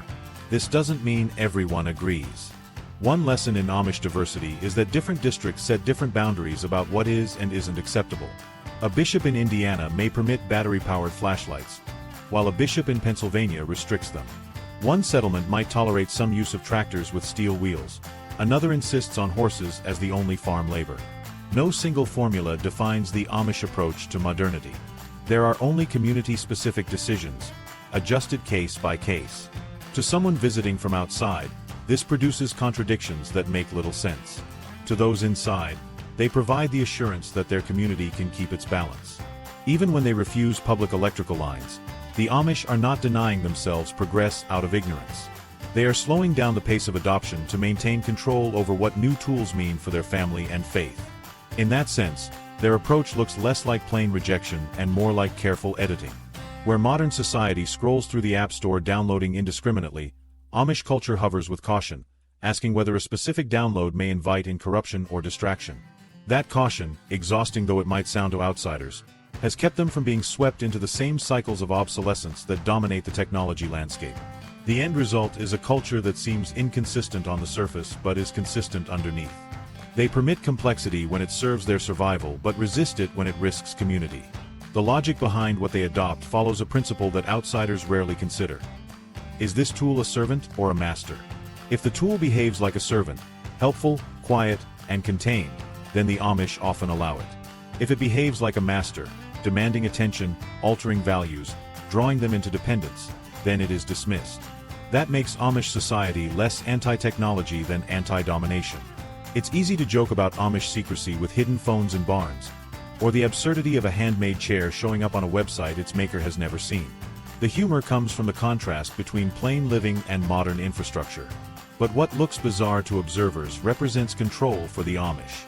They aren't clinging to a golden past so much as sustaining a system where faith and family remain sovereign. The technology they do allow exists only within the boundaries of those priorities. So no, they're not frozen in pre-industrial amber. Nor are they racing toward each new gadget. They live in that middle place, selecting, censoring, and sparingly using progress without letting it consume them. That is the curious balance outsiders misunderstand when they imagine Amish life as simply disconnected. The truth is they are connected, only on terms they decide, and at a pace that looks maddeningly slow to us but feels entirely deliberate to them. In other words, they are not stuck in 1850.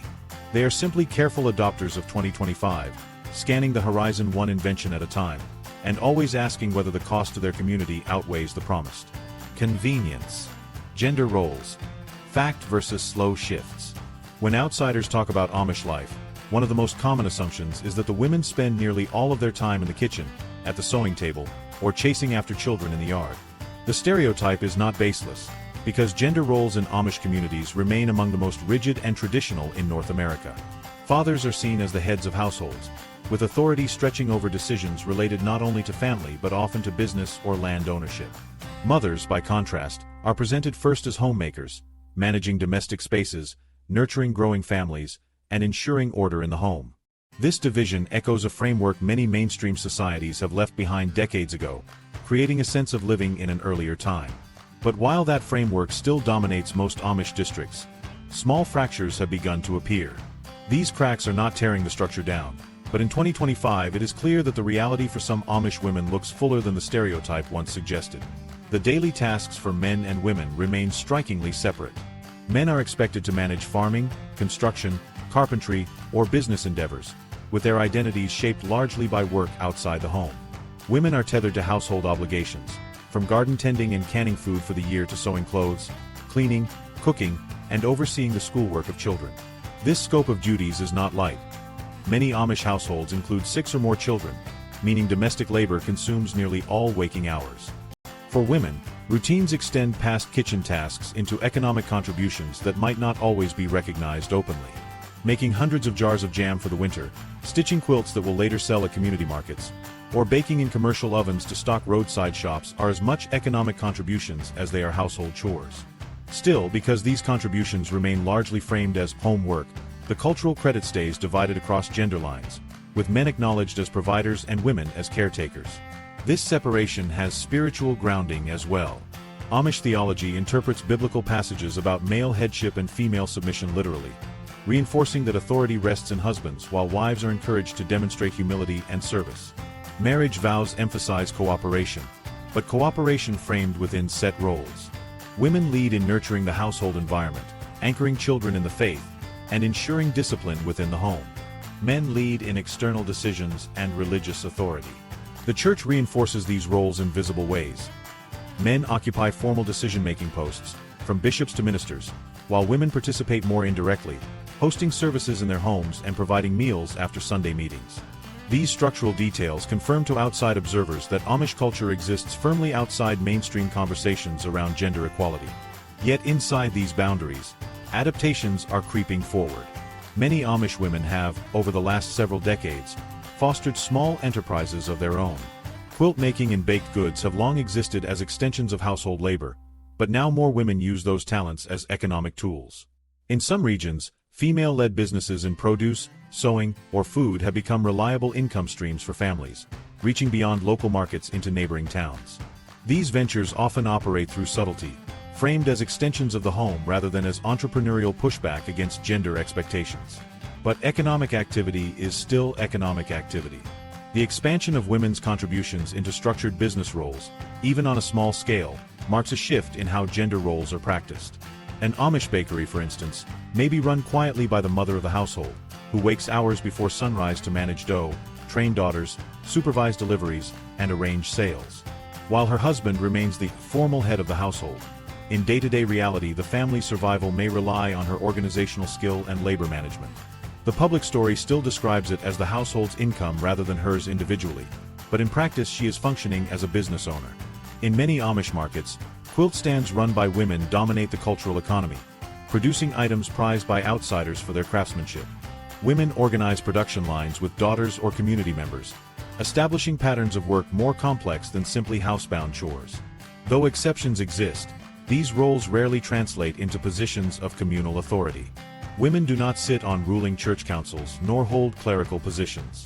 Their entrepreneurship is tolerated so long as it does not destabilize the established balance. This tension underlines the cultural divide between the Amish world and mainstream feminism. While mainstream conversations emphasize independence, equality in leadership, and dismantling of traditional hierarchies, Amish women operate in a closed loop where deviation is circumscribed by boundaries of obedience to faith and family. For outsiders, these limitations appear as glaring restrictions of human potential. For insiders, they are understood as stability and purpose.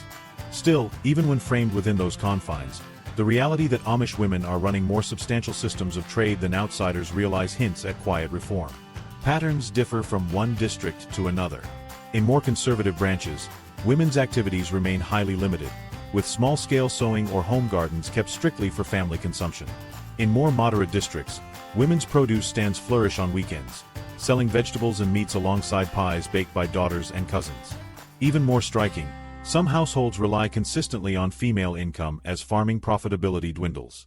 Dairy farms under pressure from industrial competition sometimes cannot support large families without supplemental earnings, pushing women's ventures into central financial roles no matter how church leaders frame their responsibilities. The contradiction is unavoidable. Faith narratives insist on subordination to male leadership, but economic survival often rests in the tireless contribution of women's unpaid or underacknowledged labor. The symbolic language of dress reinforces the hierarchy. Women's clothing is deliberately plain, long dresses worn in muted colors, with aprons for work and head coverings marking religious submission. In contrast, men's clothing, though plain as well, signals authority differently, from broad-brimmed hats marking adulthood to beards grown as signs of marriage. These outward symbols act as persistent reminders of their roles. But while the clothing retains hierarchy openly, the everyday exchanges of labor complicate what outsiders assume is pure subservience. Women's organization of households, their role in social networks, and their behind-the-scenes authority in matters of child-rearing reveal power that exists outside official offices. Education adds another layer to this gendered picture. Amish children attend school only through 8th grade, and the content emphasizes practical literacy, arithmetic, and domestic or agricultural basics. For boys, the short formal education funnels them into trades and field work. For girls, the same system tests them into home work roles. What is significant in this context is that limited education tends to preserve gender separation. While mainstream societies increasingly encourage women toward higher professional paths, Amish women rarely encounter avenues that broaden roles outside domestic or community-centered spaces. That constraint is fundamental to the culture's ability to reproduce itself as it has. Yet even with these limitations, subtle changes in 2025 are undeniable. The growth of tourism economies, for instance, has accelerated the demand for Amish-produced goods, many of them made by women. Baking, quilting, and produce gathering have become business frontlines, drawing planners, managing cash flow, and requiring public engagement in neighboring English towns. Amish women may not seek feminism in its mainstream sense, but they are helping shape shifts in practical reality through their economic actions. Where many outsiders expect submission without agency, what exists is a blending of submission with survival that, in practice, grants women influence outside their technical power structure. This is not to romanticize the reality, because the divide remains sharp. Women in Amish life do not vote in church decisions. They cannot defy husbands openly without risk of discipline. Careers outside the household framework are rare, and education levels limit outside job opportunities. But when outside observers measure progress not by ideals but by shifts within the system, the growth of female-led small businesses and dependence on their organizational skills stands out as notable. Cracks in rigid walls appear not in dramatic protests or open confrontation, but in the quiet way homes rely on female-driven economies. The tension becomes clear when considering broader social conversations. Feminism emphasizes autonomy, equality, and dismantling authority hierarchies. Amish culture, by contrast, defines obedience to family and faith as virtues, placing value on restraint rather than independence. For someone viewing from a mainstream perspective, Amish women's lives may seem purely enclosed, marked by endless domestic strain. From within, many Amish women see their roles as purposeful and tied to preserving family continuity, with any concessions to entrepreneurship framed firmly as service. The chasm between these interpretations reveals the cultural gap that persists well into 2025. And yet, cracks remain meaningful, even if small. Gender roles have not vanished nor loosened broadly, but flexibility in practice grows in quiet increments. A bakery run primarily by a mother becomes essential to a family's income. A quilt shop selling weekly gains recognition not just within the Amish community but with non-Amish customers across counties. A produce stand run by sisters graduates into a regional draw, with steady non-Amish demand. These examples do not introduce equality outright, but they show that Amish women are slowly carving spaces of influence within a framework that insists they hold none. So the cultural perception of Amish women as only restricted homemakers still holds weight, but to stop there is to miss the deeper story. They cook, clean, sew, and raise. They also budget, organize, plan, and increasingly manage revenue streams sustaining their families through changing economies. Feminism, as outsiders understand it, does not exist in these communities, but shifts in survival and adaptation force realities that test cultural boundaries. While Amish society remains far behind mainstream measures of gender equality, those subtle cracks in 2025 open questions about what the next generation of Amish women will inherit, and how much further those hidden spaces of influence will expand. Education. Why 8th grade is the finish line. When outsiders first learn that Amish children typically end school after the 8th grade, the immediate question is why. In a society where education is marketed as the ticket to every kind of opportunity, cutting it short at age 14 looks almost negligent. How could a handful of grades be enough to equip someone for a life without options? For the Amish, the question turns the other way around. What is the use of algebra, chemistry, or literature when your entire future will play out on farmland, inside workshops, or in households that reject most mainstream professions? Rather than a system designed to prepare students for higher learning, the Amish classroom is engineered specifically to prepare children for life inside their defined boundaries. By the age of 14, most young people have all the literacy and arithmetic they'll ever need to survive in that framework. Everything beyond, in the eyes of their culture, is wasted energy that risks exposing children to values they don't want seeping into the community.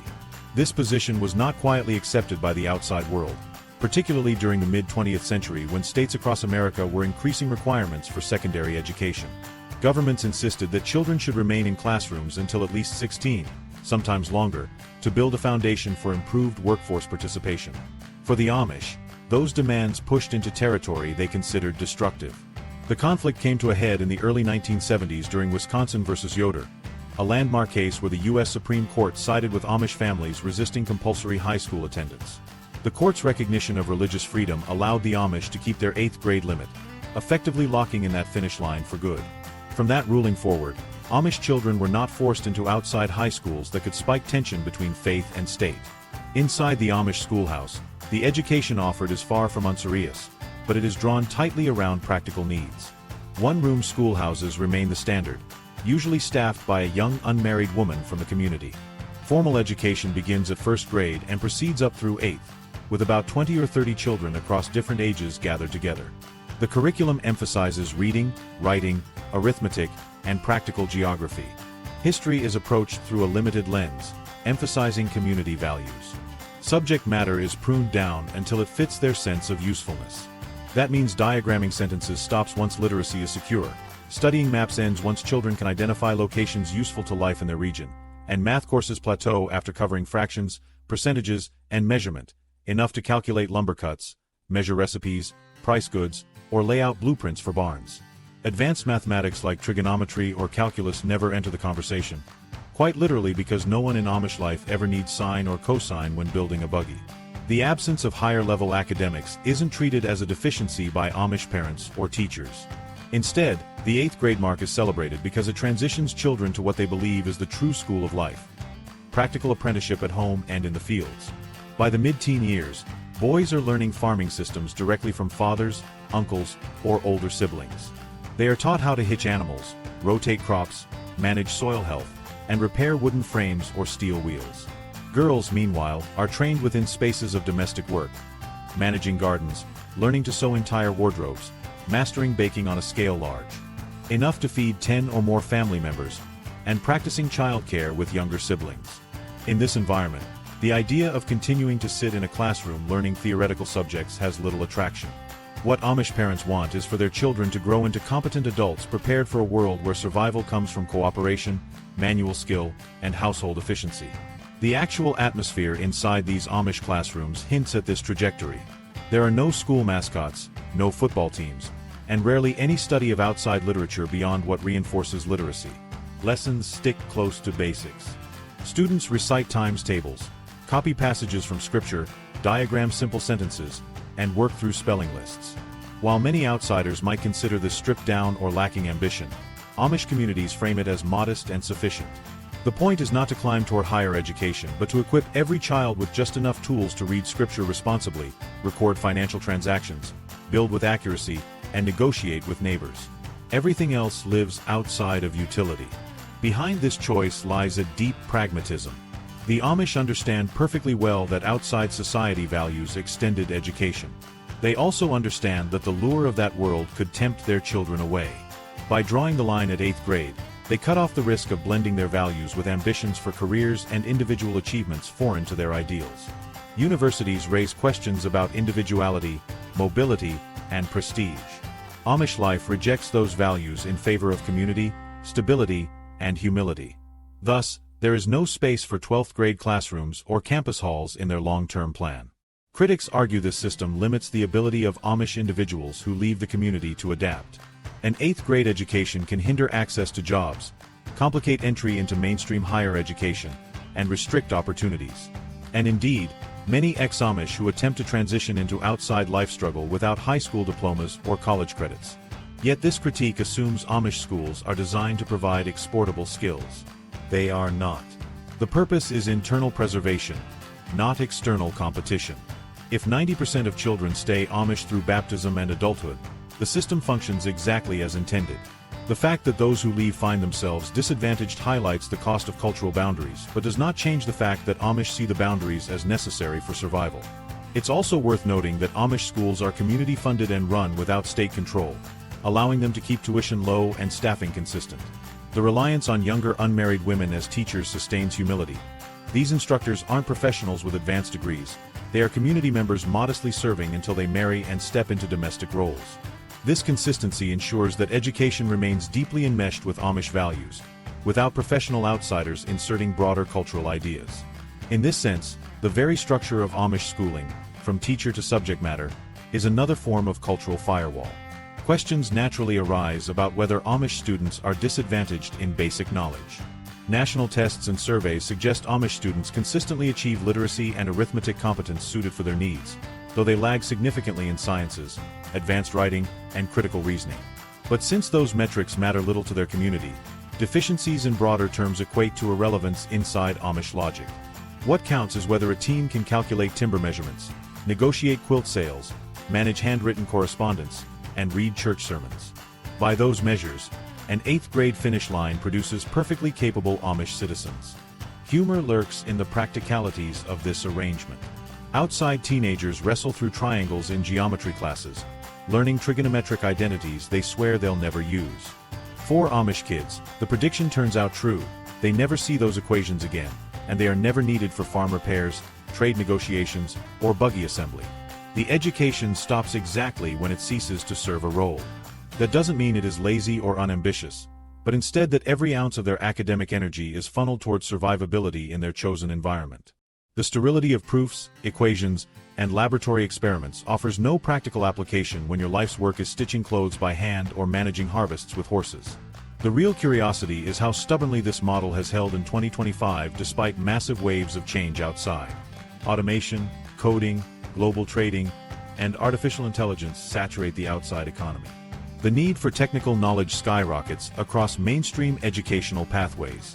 But Amish classrooms roll along with chalkboards, rows of benches, and a teacher leading spelling bees in plain language. In some ways, the contrast becomes sharper with each passing decade. The world demands higher credentials, and the Amish turn away, insisting 8th grade is the end of formal schooling. While outsiders view this as backward, the Amish frame it as protective. What emerges from this practice is a reminder that education is never neutral. It always serves the society that creates it. For most, education preps individuals for competitive labor markets, professional careers, and personal independence. For the Amish, education preps children for fidelity, community responsibility, and the ability to replicate traditions generation after generation. Each system succeeds or fails on the metrics it values. From their standpoint, higher education risks contaminating faith and introducing fractures. From the outside, ending at 8th grade risks limiting opportunity and condemning people to inflexible boundaries. Both viewpoints may be right, depending on the lens. Yet despite all criticisms, the Amish model has shown staying power. 8th grade graduates seamlessly transition into adult roles within their communities. They apprentice, marry young, raise children, and continue the tradition without perceiving themselves as stunted or incomplete. For outsiders examining them, this underscores a cultural gap where ideas of what education is for simply do not align. To mainstream society, education is a launchpad into individual achievement. To the Amish, it is preparation for collective survival. The end of school in 8th grade is not a deficiency by accident, but a design by intent. And so the Amish student who leaves school at 14 doesn't share the same goals as the non-Amish student leaving high school at 18. One is prepared to climb into higher education, chase jobs, and explore independence. The other is prepared to step immediately into farm work, carpentry shops, bakeries, or domestic responsibilities that do not require calculus or coding. Each route fits its world, but the Amish world simply regards additional education as excess weight. Within their fences, the 8th grade finish line makes perfect sense. Beyond those fences, it looks baffling. This is the paradox of Amish schooling, carefully sufficient for their world, but stubbornly mismatched for ours. Clothing rules. Fashion by committee. Why do the Amish dress the way they do, with plain dark clothing, long dresses, broad hats, and simple bonnets? It's one of the first visual cues that outsiders notice, and the curiosity lingers because the choice looks so deliberate. Unlike most wardrobes in 2025, shaped by fashion cycles and personal flair, Amish clothing is not meant to highlight self-expression at all. Instead, it's meant to erase it. Every stitch, every fastener, every choice of fabric color avoids the trap of individuality. Clothes are not designed to make someone look stylish or stand out. They are engineered for humility and for signaling identity within the community. What outsiders read as plainness is actually an intricate code where modest fabrics, restricted colors, and regulated designs embody their values of separateness and submission. Amish theology frames this plainness as protection against pride. To dress fashionably is to invite comparison, competition, and vanity. By regulating how everyone looks, the Amish reduce the temptation to elevate oneself above others. So a man pulling on his broadfall trousers or a woman wrapping her prayer covering is not just dressing for the day, it's a spiritual act of intentional humility. The clothing says, "I belong to this faith, I follow the Ordnung, I do not put myself first." Where modern fashion aims to highlight who we are as individuals, Amish fashion eliminates individuality altogether. Ironically, the effect is that outsiders can identify Amish people immediately by sight, meaning their attempt at invisibility makes them almost hypervisible in the modern world. To understand how structured Amish clothing is, you need to look at the rules built into it. Nothing is random. Hat brims, for example, matter. Wide brims versus narrower brims subtly signify community standards, and sometimes even status. Bonnets carry their own layered signals. Young unmarried women wear white coverings, while married women wear black, turning headwear into a visual index of life stage. The bonnet isn't fashion, it is an identity marker, basically a medieval LinkedIn profile you strap to your scalp every day. Outsiders see it as quaint headgear. To insiders, it instantly provides information about marital status, piety, and obedience. That everyone abides by the same coded system prevents flamboyance but creates a field guide to each other's place within the group. Men's clothing follows the same philosophy. Dark trousers without creases, suspenders in place of belts, plain button-down shirts, unadorned broadfall pants, all remain steady across generations. Shiny metal, fancy stitching, or patterned fabrics remain banned in most communities. In stricter districts, even buttons may be considered too decorative, leading to the use of hooks, eyes, or straight pins instead. Choices that look to outsiders like arbitrary restrictions actually exist as fences against vanity. A button, small as it is, represents a nod to outside styles. If fashion creeps in through fasteners, the logic says pride follows close behind. So the regulations hold, year after year, ensuring consistency in how every man presents himself in public. Beards add another layer of code. Amish men remain clean-shaven until marriage, and after marriage they grow their beards while still rejecting mustaches. The mustache, historically associated with military pride, has no place in a culture aligned with humility and pacifism. So upon marrying, a man's face changes permanently, signaling to everyone his status. In this way, facial hair is not a style choice. It's an outward record of covenant. Imagine a world where your sideburns or beard are not about personal grooming trends, but about lifelong vows visible to all at once. Such symbolic codes underline how much clothing and appearance signal values deeper than fabric or hair. Women's skirts and dresses provide a similar case. Every piece is long, covering ankles, avoiding fitted forms, and stitched in calm, sober tones. Bright patterns are eliminated. The work that goes into producing multiple dresses for large families often falls to women themselves, spending hours sewing garments that meet the Ordnung's approval. What outsiders may see as uniform monotony inside is viewed as decency and simplicity. Plainness becomes the mark of integrity. Young girls learn early that choosing fabrics is less about preference and more about conforming to what keeps community harmony. This anchors their upbringing with daily reminders that humility comes before attention. Hats and coverings seal the significance. Straw hats mark men, bonnets mark women, and the brim or weave may distinguish which subgroup they belong to. Just as buggy colors identify different districts, clothing encodes affiliation. Tourists tend to lump every Amish group under the same appearance, but insiders recognize these details. Wearing clothes outside the expectations is not a minor slip. Attracts gossip and, if persistent, disciplinary action. Clothing rules in Amish society resemble uniforms that certify belonging. Conformity protects cohesion by removing questions of individual difference. Even footwear participates in this economy of rules. Dark shoes, plain boots, or unadorned work shoes replace any form of sneaker or styled footwear. There cannot be branded sneakers with flashy logos or high-heeled shoes symbolizing status. In fact, even shoelaces in unexpected colors could breach standards in stricter communities. The point always stays the same.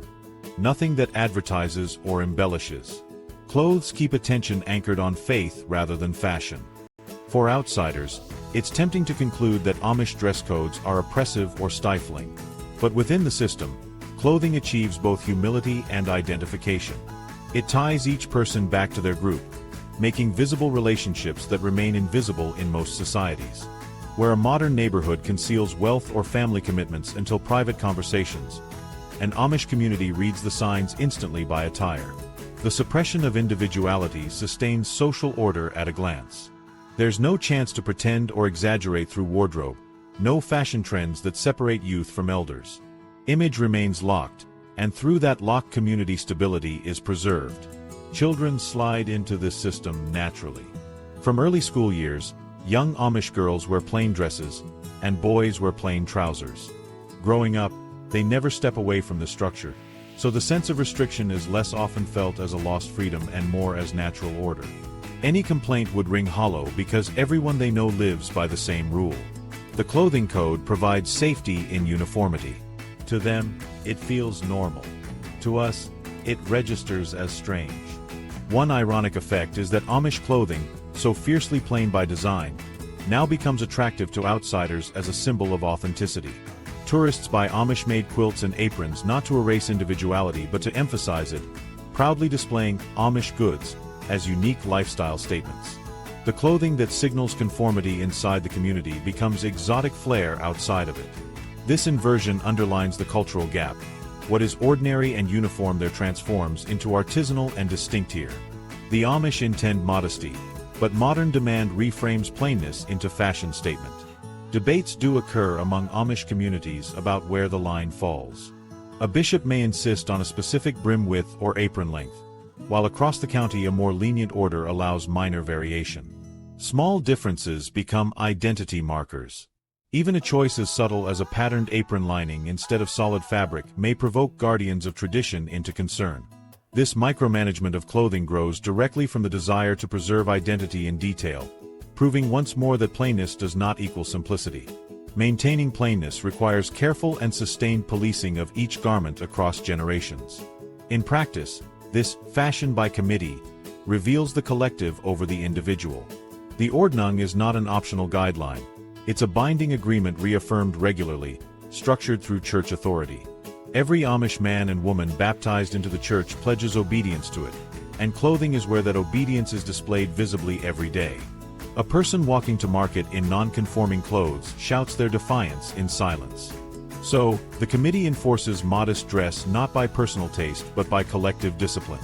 Where the outside world thrives on fashion trends that last a season, Amish dress sustains trends that barely shift over centuries. This arrangement also underscores what clothing is not. It is not a medium of self-expression. It is not an economic display of status. It is not an invitation for innovation. For the Amish, clothing stands for submission, mutual identity, and humility. This means that the energy we place into shopping, styling, and refreshing wardrobes finds no equivalent. Instead, that energy sustains family production of clothing that looks deliberately alike. The system maintains uniformity as structure, identity as fabric, and plainness as spirituality. There's humor in recognizing how distinct Amish fashion codes can be. From the outside, it truly looks like everyone shows up to the same party in the same outfit. But inside those outfits is a universe of information. Marital status, affiliation, obedience, gender roles, participation in baptism. A black bonnet whispers, married woman. A white covering shouts, unmarried. A broad hat may not only protect from sun but signal which line of Ordnung the wearer follows. You see what looks like monotony. They see what looks like clarity. So while it's tempting to dismiss Amish plainness as dull or unimaginative, the truth is it functions as a structured communication system, where we use business cards, resumes, and online profiles to signal identity and relationships. The Amish achieve it through bonnets, hats, skirts, and beards. Clothing designates position instantly, without words. Every outfit is a modest signpost of faith and accountability, keeping community boundaries intact. Far from random dullness, Amish attire is coded order, supporting the social fabric with literal fabric. Marriage, dating, beard codes, and lifelong commitment. Marriage in Amish life carries a weight outsiders often underestimate, because it is not presented as one possible path but as the expected path. To remain unmarried well into adulthood is viewed as unusual, and in many communities it is a marker that something is out of step. For most Amish youth, the rhythm of social engagement and adult life points toward eventual marriage, and the culture has few alternatives available for those who choose to remain single. Built into the Ordnung, the rituals and expectations surrounding marriage are both religious and social, making marriage not only an intimate decision but also a public commitment to community continuity. With fewer escape routes available, the institution becomes less about optional love and more about necessary identity.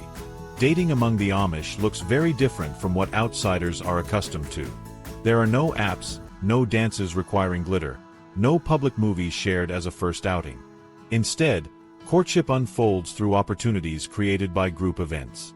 Sunday evening hymn singings offer a space where boys and girls can meet, sit together, and explore compatibility without straying far from religious life. Board games present one of the modest ways couples spend early stages of companionship, offering hours of quiet conversation in a format acceptable to elders. Buggy rides also hold cultural significance, as young men invite potential partners on rides and conversations under the unhurried rhythm of horse hooves. These practices sustain intimacy while staying wrapped tightly within community boundaries. These rituals may sound tame to those used to nightclubs or high school dating culture, but they hold significance for the participants. Each gathering allows gradual testing of compatibility, not through outward displays but through regular meetings where the nuances of patience, humility, and work ethic become clear. Girls measure whether a boy is steady, reliable, and grounded in the Ordnung. Boys observe the seriousness, kindness, and willingness of girls to manage small responsibilities they may eventually carry as wives. The formats remain modest, but the evaluation occurring beneath the plain surface is just as rigorous as in any elaborate dating culture. Amish dating is not entirely stripped of secrecy.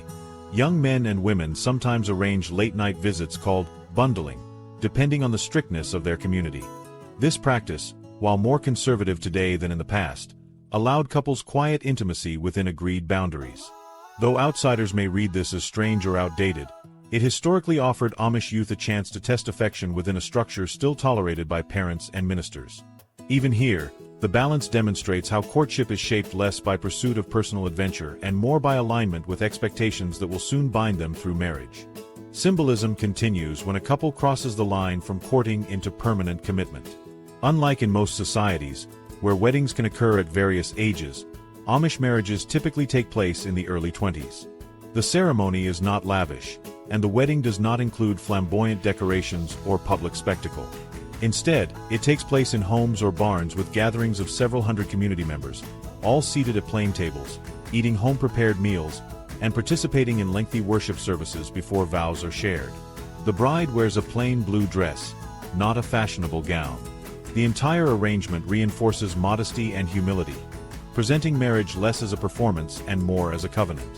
One of the most striking features marking marriage is the beard. Amish men remain clean-shaven throughout their youth. Once married, however, they grow beards, and once they begin, the beard remains a visible signal of marital status. Mustaches are avoided because of their historical association with military pride and violence, viewed as incompatible with Amish pacifist values. The beard serves not only as a marker of manhood but as a permanent declaration, this man has entered marriage, and by extension, full adulthood in the Amish sense. Outsiders might joke about wedding rings, but for Amish men, it is the beard functioning as the lifelong commitment badge. Women, meanwhile, signal their marital status more subtly with head coverings. Before marriage, women wear white coverings. After marriage, the coverings become black. These slight changes may look almost indistinguishable to outsiders, yet to Amish communities they provide clear differentiation. Every bonnet or beard one encounters is instantly legible, spreading marital information without a single spoken word. The clothing and grooming rules blend romance and social policing, leaving no ambiguity about who is single, who is married, and who has stepped properly into the roles assigned by faith. It is also critical to notice what marriage does not allow. In mainstream culture, where divorce is tolerated or even common, Amish couples have no such avenue. Divorce does not exist within their framework. Once married, couples are bound permanently, with separation seen only in death. That permanence has ripple effects. Marriage choices carry higher stakes for Amish youth than for outsiders, because there is no opportunity for do-overs. Cultural rituals around dating emphasize deliberate thought precisely because of this permanence. A rushed choice can result in a lifetime of dissatisfaction without recourse. For parents and church leaders, the existence of permanent unions underscores the importance of guiding youth carefully through courtship toward tested, aligned partners. The absence of divorce does not mean absence of struggle. Couples experience tension, disagreements, and differences just as in any culture. But under the Ordnung, they must resolve these inside the community framework. Counseling may involve ministers or family mediation instead of professional therapists. Separation is rare and tolerated only under drastic measures, but never with the option to remarry.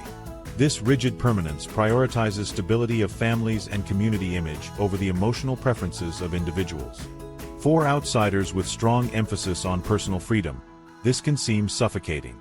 For the Amish, it provides continuity that resists modern instability.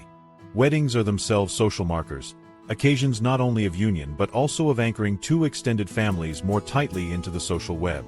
A typical wedding meal may feed hundreds, with roasted chicken, mashed potatoes, noodles, pies, and endless coffee supplied to rows of guests. The preparation for these meals requires weeks of work by extended families. And while the event lacks decorations or extravagant gestures, it communicates generosity through hospitality and the scale of collaborative labor required. For Amish couples, the wedding is less about individual display and more about embedding themselves firmly into the bonds of the larger church. The romance of Amish marriage exists, but it is shaped differently than mainstream love narratives. Where movies and novels emphasize whirlwind passion and dramatic declarations, Amish relationships mature through shared chores, quiet late-night conversations, and small consistent signals of dedication. Couples test their partnership chopping vegetables together, hauling hay, or guiding horses rather than through expensive dinners or grand trips. Romance looks plain, but it endures by grounding itself in the tasks that will occupy their lives permanently. From the beginning, affection is tied directly to work ethic and faithfulness, not adventure or surprise. This system also explains why marriage remains so central to Amish identity. For the Amish, adulthood without marriage means exclusion from parts of community life. The unmarried may not host church meetings, they may lack full inclusion in decision-making, and they carry subtle markers of difference. Because family is the foundation of continuity, and because children ensure generational growth, marriage forms the expected trajectory. Remaining single equates to standing outside the main channels of communal survival. The entire rhythm of Amish life rests on households, and the creation of households requires marriage. With expectations this strong, it is no surprise that nearly all Amish eventually marry. The rituals involved shape not only personal identity but also the social map of communities. Marriage can bind farms together, shift labor resources, and create links between districts. Every new union ties into the demographic expansion driving the Amish population upward. When couples marry, they aren't only choosing for themselves. They are reinforcing the cycle of growth sustaining their way of life. What emerges is a portrait of marriage as more than companionship. It is covenant, demographic strategy, social glue, and spiritual alignment all in one. Every buggy ride, board game, and hymn sing lays the groundwork for long-term commitment. Every beard grown after vows, every bonnet color adjusted with status, and every communal wedding meal symbolizes permanence underneath modest rituals. Outsiders might see limitation, but for Amish communities the system provides structure that ensures order, stability, and endurance. Amish marriage does not embody romantic spontaneity or modern notions of freedom, but rather the weight of permanent decisions carried over a lifetime. The mixture of modest dating habits, symbolic markers, and prohibition of divorce ensures that once entered, the path forward cannot be reversed. It is not staged for show, but it does carry subtle romance woven into rules, chores, and rituals known only to participants. The result blends practicality with affection, making Amish marriage simultaneously strict commitment and shared intimacy sustained under faith. Where outsiders view marriage as one option among many life paths, for the Amish it stands as the anchor that keeps their entire world steady. The dark side, abuse and silence. For outsiders, it can be easy to view Amish communities as wholesome islands of harmony, but underneath the image of simplicity lies a darker problem that rarely makes it onto postcards or tourist brochures. When abuse occurs, whether physical, sexual, or emotional, the Amish response is often very different from what the outside society would expect. Rather than immediately calling police or pushing for legal justice, many communities frame these acts as sins to be handled internally. That handling involves confession, forgiveness, and reconciliation, but it can leave victims without protection and offenders without meaningful consequences. The gap between the idyllic outside image and the hidden internal reality is stark, and for people living through it, the silence can cut deeper than the act itself. The structure of Amish society contributes directly to how abuse cases are managed. Community is prioritized, and worldly involvement is minimized wherever possible. Law enforcement represents the English world, the broader society the Amish deliberately try to separate from. Reporting crimes to police or courts means opening the door to outsiders, bringing scrutiny and interference that leaders view as dangerous to their independence. So, instead of seeking legal recourse, elders prefer to resolve issues within their own religious framework. A man accused of abuse might be confronted by bishops, asked to confess, and required to request forgiveness from his congregation. To outsiders, this process sounds weak and insufficient, but inside Amish life, it is often considered the proper way of seeking restoration. The problem arises when confession is treated as the end of the matter. A victim may come forward about ongoing abuse only to see the abuser publicly forgiven. In practice, this can mean the wrongdoer is welcomed back, sometimes almost immediately, while the victim is pressured into silence for the sake of unity. The cultural weight of forgiveness falls hardest on the person most harmed, because if they resist forgiveness, they may be painted as bitter or divisive. For children in particular, this outcome creates a cycle where their trauma is acknowledged privately but erased publicly, leaving them to carry the weight with no external support. Stories about how these cases unfold often describe leaders urging victims not to bring shame upon the church by contacting law enforcement. In some districts, parents of abused children are told that exposing the crime to outsiders would damage the reputation of the whole community, making them reluctant to seek help. The fear of shunning, punishment, or being labeled rebellious keeps many silent. This silence, repeated across generations, has allowed patterns of abuse to persist out of sight from external scrutiny. Outsiders, imagining Amish communities as sheltered havens, rarely consider that abuses might be buried precisely because outsiders cannot see them. This dynamic creates an intense contradiction. On Sunday mornings, outsiders see a congregation of families, neatly dressed, arriving for worship in horse-drawn buggies. It looks peaceful and orderly, showcasing mutual support and dedication. Yet behind barn doors or homes, there may be traumas never acknowledged in public. These are not whispered in front of tourists or included in Amish tourist packages. Instead, they are pressed down, treated as private sins instead of crimes, resolved through religious ritual rather than legal protection. Outsiders experience only the surface image. The members inside feel a system where justice does not align with punishment but with apology, leaving victims unguarded. The community-focused approach also reinforces the authority of men, who dominate leadership positions as bishops and ministers. This power imbalance means that the decision of how abuse is handled often lies entirely with male authority. Female victims, by contrast, are relegated to obedience, encouraged to forgive, and discouraged from voicing dissent. Because Amish women cannot claim church leadership or judicial authority, their voices are quieted at the very moments they should matter most. silence becomes structural, not just personal. For the Amish, keeping outside interference at bay is considered vital for survival. To them, calling in police represents a slippery slope toward losing their ability to govern themselves. But for those harmed, it means being trapped in a system where religious leaders control accountability. The abuser may be required to confess during a service, perhaps placed under temporary discipline, but punishments rarely match the gravity of the crime. To outsiders, the process looks like minimizing harm done in the name of peace. To insiders, it is framed as protecting cohesion.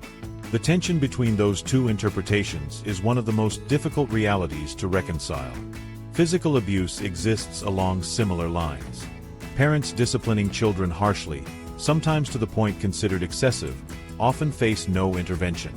Amish parenting emphasizes obedience and respect, and corporal punishment remains common.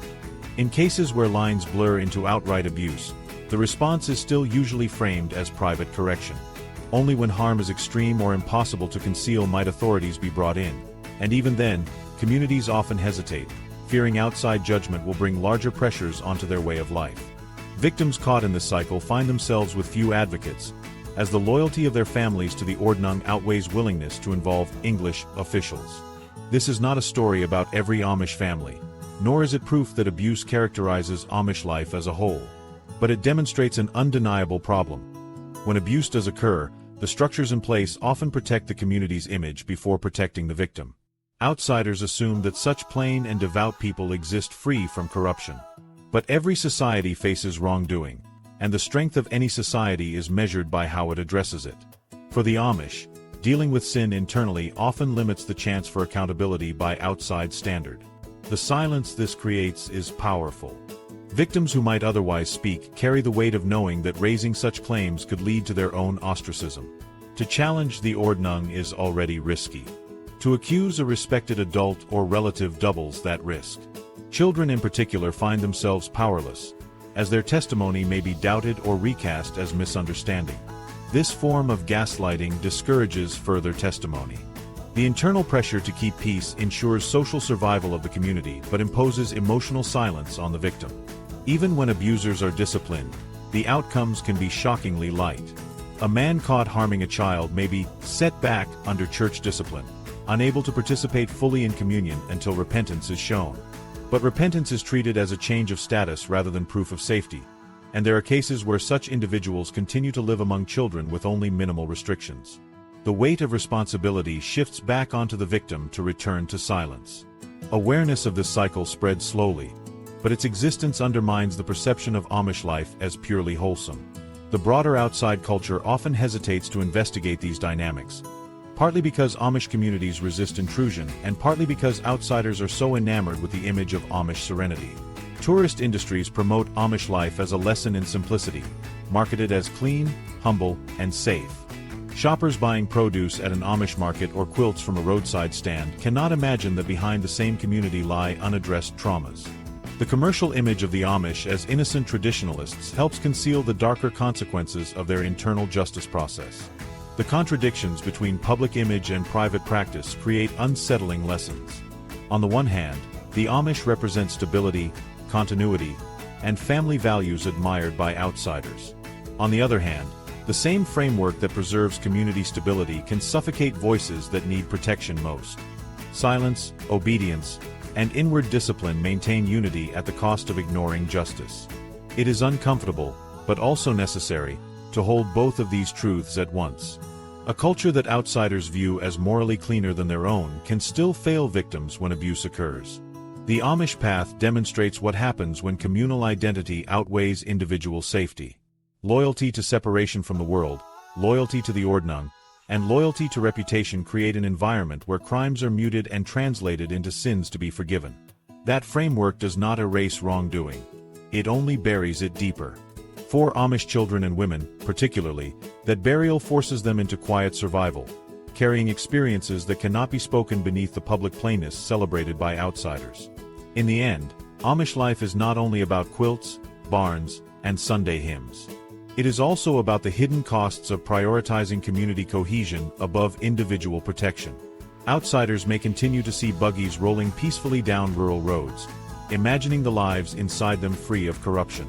But inside some of those same homes exist traumas that will never be spoken publicly. That silence ensures the world sees only simplicity, not sorrow. And without intervention from beyond, many victims remain abandoned within a system emphasizing forgiveness without justice. Health. Between herbal cures and modern medicine. When people imagine the Amish in healthcare, the assumption often swings to extremes. Some believe the Amish reject doctors outright and rely only on herbs and faith, while others picture them sneaking quietly into hospitals but never talking about it. The truth, as always, sits in the middle. The Amish do approach modern medicine, but on terms that fit their structure of self-reliance and separation from the outside world. They live in a society where hospitals exist just down the road, yet insurance policies, government coverage, and health apps remain outside reach. What emerges is a healthcare system that blends selective use of hospitals and doctors with heavy reliance on midwives, herbal cures, and a remarkable communal safety net that functions like its own version of social care. One of the clearest gaps comes in insurance. Amish communities do not buy into mainstream health insurance systems. That decision is anchored both in faith and practicality. Faith, because insurance implies lack of trust in God's provision and communal responsibility. Practicality, because insurance schemes are designed for individuals, while the Amish prefer collective solidarity. When medical bills arrive, whether for childbirth, injury, or chronic disease, they are not mailed to a company for processing. They are shared in community meetings, and other church members contribute until expenses are covered. In practice, this means one family's crisis becomes everyone's responsibility. A child in one district may need surgery costing thousands, but the bills are split among dozens of households, with each giving according to ability. This form of aid is not theoretical. It is as immediate as service in other aspects of Amish life. While some societies now fund emergencies by posting online campaigns, the Amish have a tradition of showing up in person with cash, casseroles, and commitments to work the fields while families recover. In a sense, it works like their version of insurance but without the detached bureaucracy. There are no forms, no codes, no call centers. There is simply the communal belief that one person's health crisis is a shared burden. Outsiders watching might joke that it's a GoFundMe with pie and hay bales. But for Amish families, this system is normal and effective enough to endure even in 2025. Caution against outside dependence runs deep, but that doesn't mean Amish people ignore hospitals. When a medical situation outruns herbal treatments or home care, they seek professionals. You'll find Amish families in maternity wards, emergency departments, or specialist clinics. Sometimes arriving by horse and buggy, other times hiring non-Amish drivers to get them there. Medical files fill with their names like anyone else's, but what sets them apart is how their choices about admission, treatment, and payment are filtered through communal values. They tend to decline procedures judged unnecessary for basic function, opting out of elective surgeries or long-term medications unless they align with survival needs. But broken bones, heart conditions, and complicated deliveries are not left untreated. They are handed to doctors willing to negotiate with both cash payments and a community that avoids insurance entirely. A major arena where this blend shows most clearly is childbirth. Many Amish families trust midwives, who provide prenatal care, assist with deliveries at home, and offer postpartum guidance. A home birth supervised by a trusted midwife fits Amish values of humility, privacy, and simplicity. Herbs, teas, and traditional practices often accompany the process, not as replacements for medical skill but as natural complements. Yet when complications rise, Amish mothers do not hesitate to transfer into hospital care if necessary. You may see a buggy parked outside a hospital entrance late at night, bringing a mother in labor who has already labored hours at home but now needs urgent help. In this way, childbirth demonstrates their balance. They embrace what protects life, but they begin with what reinforces self-sufficiency. Herbal remedies still play extensive roles beyond childbirth. Recipes for teas, poultices, and tinctures circulate within families for colds, digestive issues, or minor infections. Elderberry syrups, echinacea, and comfrey salves regularly appear in Amish pantries. This reliance reflects not only tradition but also caution about pharmaceuticals and overprescription. Generational knowledge passes down which plants are safe and effective for everyday ailments. But when a child develops pneumonia or a farmhand breaks a leg, hospitals are enlisted without hesitation. To the Amish, the boundary isn't about herbal medicine versus modern medicine, but about when to escalate from one to the other. Payment remains distinct from the outside system. Without insurance, Amish patients negotiate prices directly with hospitals. Many institutions within states known for Amish populations already expect cash arrangements at reduced rates. Some hospitals even set aside payment systems tailored for Amish clients, knowing bills will eventually be paid in full, just without insurers intervening. In many cases, doctors familiar with Amish expectations keep treatment minimal and costs practical, understanding the cultural reluctance for excess. While outsiders despair at the cost maze of healthcare, Amish families navigate by bypassing insurance entirely and leaning on cash plus community pooling. This shared model resembles crowdfunding but without internet links or slick campaigns. At a church gathering, a family may discreetly share their debt, and envelopes of cash circulate afterward. In bigger crises, church leaders track needs across settlements, redistributing money where emergencies hit hardest. Entire barns full of auction quilts or pies have contributed to medical costs, turning fundraising into collective art. Outsiders may scroll their phones watching digital thermometers of donation campaigns inch upward. Amish groups watch kitchen tables fill with pie dough and wallets open spontaneously until needs are redistributed and balance restored. What sustains this system is trust. Amish culture operates on tight bonds of accountability. People who abuse communal trust, failing to pay their share, embellishing needs, or hiding resources, face discipline. But because shunning and social pressure carry real weight, abuse of the healthcare system stays rare. That discipline keeps the safety net functional, creating stability outside of modern insurance markets. Healthcare decisions also echo Amish theology. Medicine is seen not as harmful in itself, but as secondary to God's will. If a treatment works, it does so because God has allowed it, not because of the brilliance of humans. This perspective enables them to use hospitals without reverence for science itself. Instead, they filter medicine through gratitude to God, framing doctors as tools of divine provision rather than authorities to obey blindly. This humility reinforces their ability to accept some procedures while declining others, always positioning faith above expertise. Amish communities also maintain group efforts in preventive care. Large families emphasize nutrition through gardening, homegrown produce, and canning, which contributes to lower levels of processed food in daily diets. Physical activity from farming provides constant exercise, often leading to lower obesity rates compared to surrounding populations. These practices create health advantages even without extended schooling in anatomy or biology. Illnesses still strike, but the baseline of activity and diet sets conditions more favorable than sedentary outside lifestyles filled with packaged food. Yet one paradox remains striking.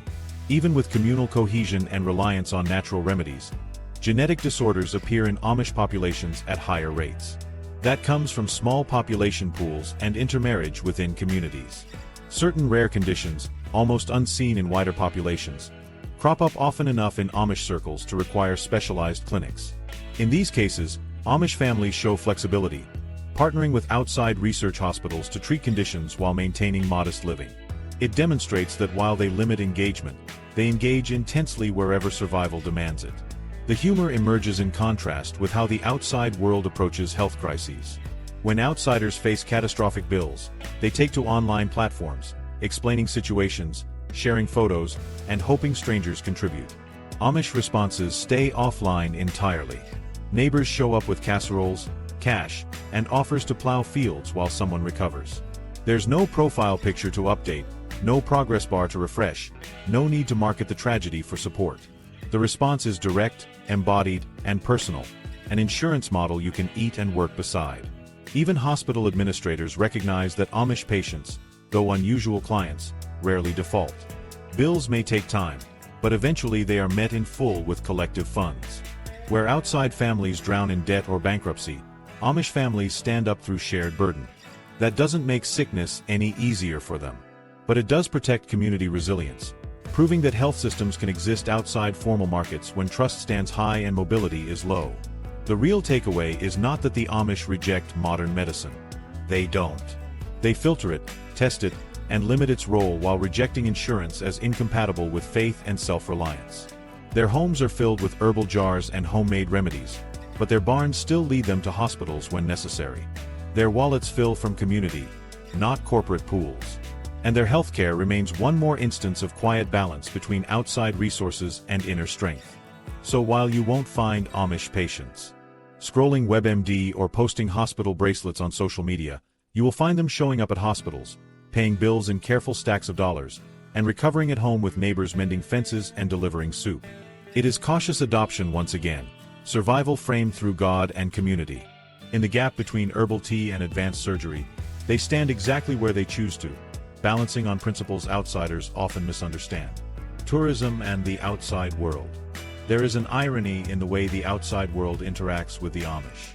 Unlike most religious groups, Amish people have no interest in proselytizing, no desire to draw outsiders in, and no marketing campaigns to spread their faith. Their focus sits firmly on separating from what they see as corrupted influences, not recruiting others into their world. And yet, the very act of resisting visibility seems to have done the opposite. Outsiders cannot stop staring. Whether it's tourists driving down Lancaster County roads looking for buggies or travel agencies advertising Amish country vacations as a form of step-back-in-time escape, the plain-dressed people in horse-drawn carriages have become unlikely cultural attractions. Their quiet refusal to participate has simply made them more fascinating, turning entire communities into destinations for bus tours and day trips. The tourism economy thrives on this fascination.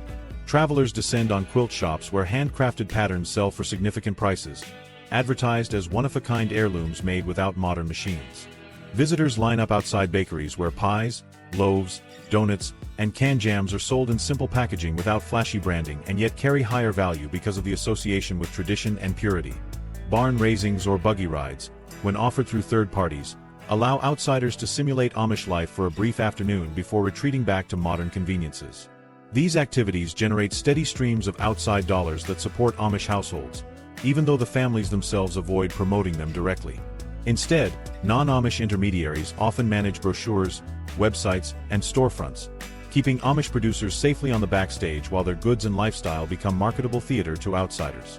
The central feature of this curiosity is the act of watching. Tourists do not only want the bread or quilt, they want the image of the person who made it. They drive through Amish neighborhoods as if on safari, pointing at barns, slowing down to let cameras linger on families working fields or walking dusty lanes. To many Amish, this voyeurism is deeply uncomfortable. Their theology discourages drawing attention to the individual, teaching that humility requires resisting vanity. Having a stranger capture your face on a smartphone undermines this principle because it elevates the individual as an object of attention. That is why many Amish recoil from being photographed or ask visitors directly not to take pictures. From their faith perspective, images risk pride and self-focus. From the tourist's perspective, the image is proof of encounter, a way to collect evidence of authenticity for social media. These goals clash sharply. The dislike of photos is not just preference but doctrine. Many communities interpret the biblical commandment against graven images as extending to photographs. A photograph freezes the self, immortalizing individuality in a form that feels inseparable from the sin of pride. The Amish emphasis on humility means they prefer to remain unnamed, unrecorded, and unnoticed by cameras. Yet in practice, they live surrounded by outsiders who cannot resist aiming a lens at them. That is how a family working in a field might find themselves featured in someone's Instagram post before they even notice a camera pointing their way. For the Amish, the act transforms their ordinary living into a commodity for someone else's entertainment. Tourists often do not understand this depth and treat it as a quirky rule rather than a religious conviction. A common mistake involves people proudly posting "Spot an Amish" selfies. Drivers lean out of vans to snap pictures of buggies. Families slip cameras onto churchyards, thinking they are harmless. For the Amish, however, these moments rank as intrusions and sometimes even violations of faith. From their view, the photo is not a souvenir. It is a theft of humility. Ironically, it is tourists chasing after authenticity who undermine authenticity most, because by framing Amish life as staged spectacle, they strip away the quiet privacy those families value. Despite tension, tourism thrives because Amish goods maintain a reputation for honesty and quality, drawing consistent demand.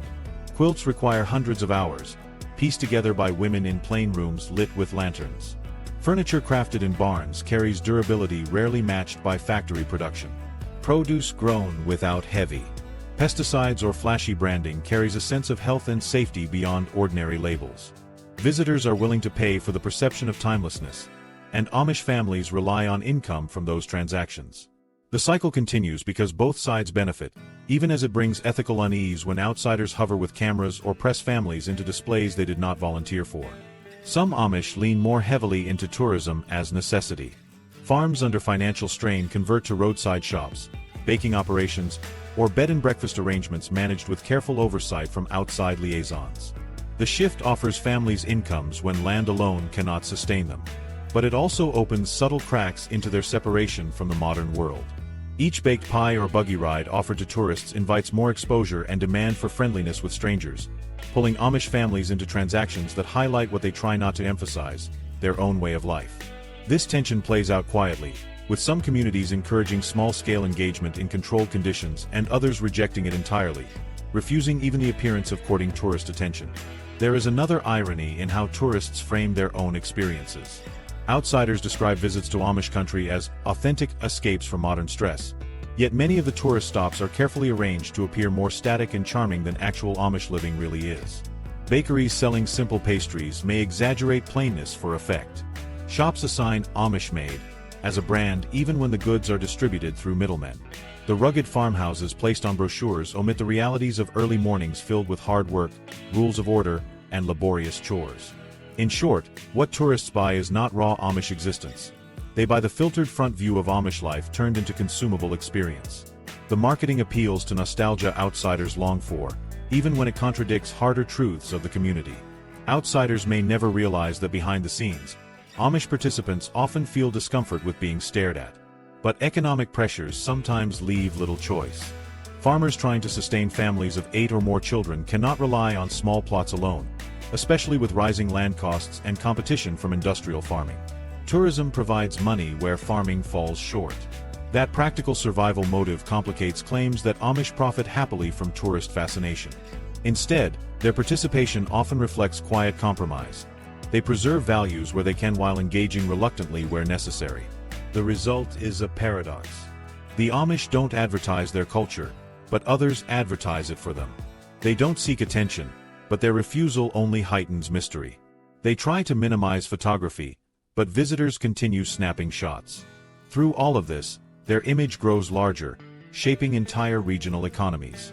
Towns in Ohio, Indiana, and Pennsylvania thrive on Amish-themed markets, tours, and products, their local identities tied almost entirely to outsiders' fascination with horse-drawn lives.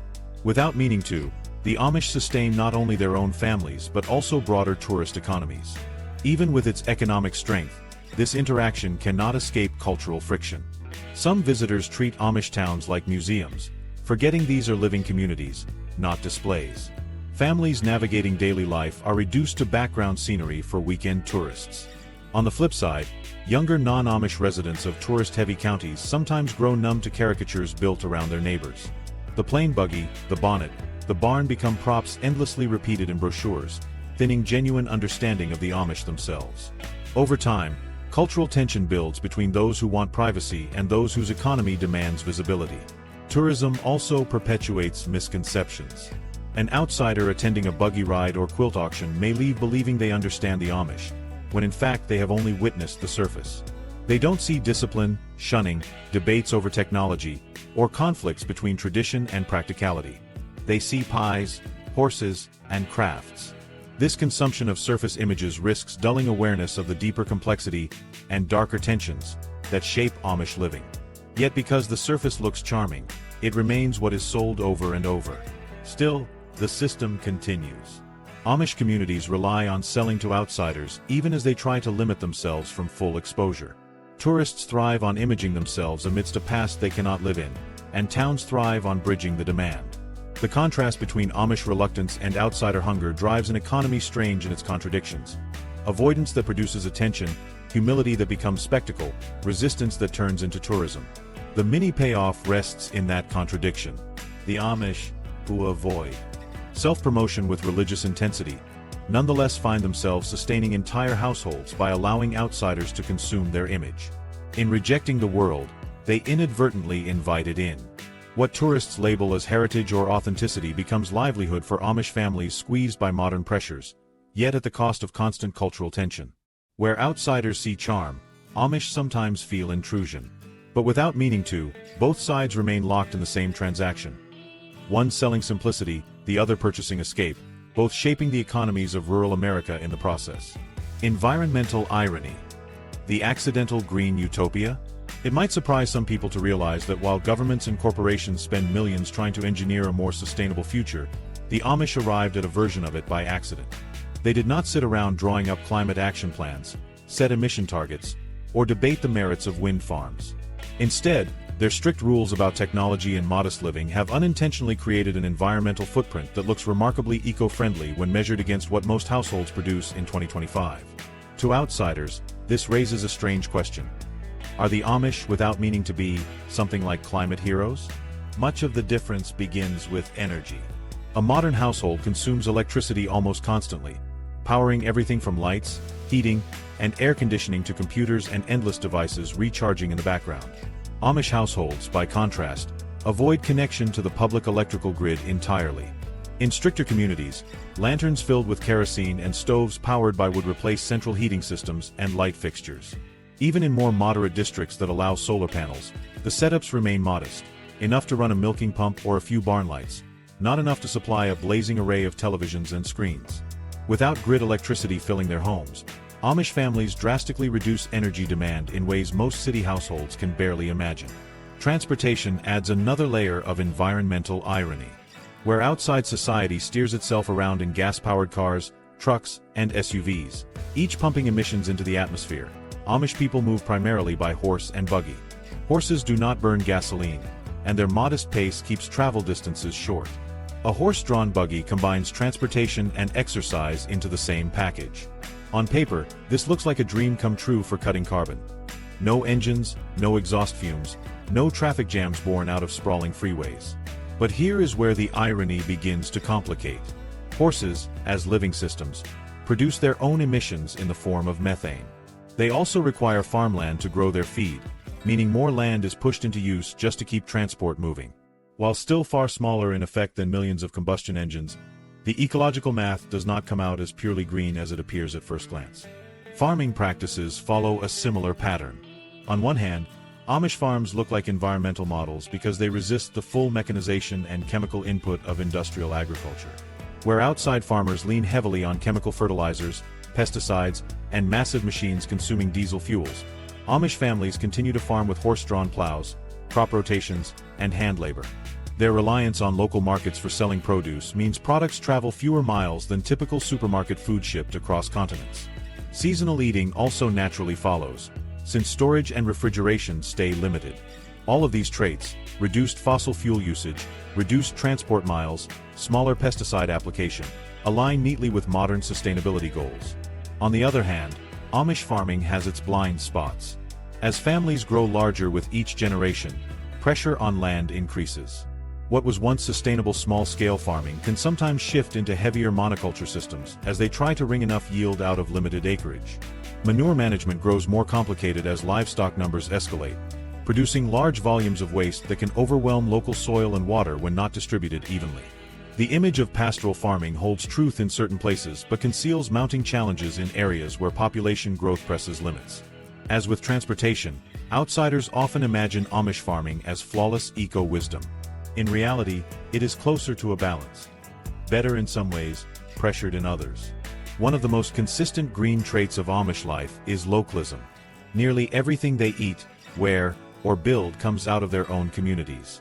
Clothing is sewn at home, food harvested in gardens or purchased through local markets, furniture constructed in local shops. Compare this to mainstream households relying on global shipping networks moving raw materials across oceans. Processed in factories, packaged, shipped again, stored, and transported yet again before reaching consumers. Amish production cuts out most of those networks. By avoiding dependence on supermarkets and global supply lines, they have unintentionally embraced supply chains with vastly less transport demand. Their lifestyle echoes the slogans of "buy local" and "reduce miles traveled," long promoted by modern environmentalists, but without the marketing campaign. Sustainability experts outside the Amish have taken notice.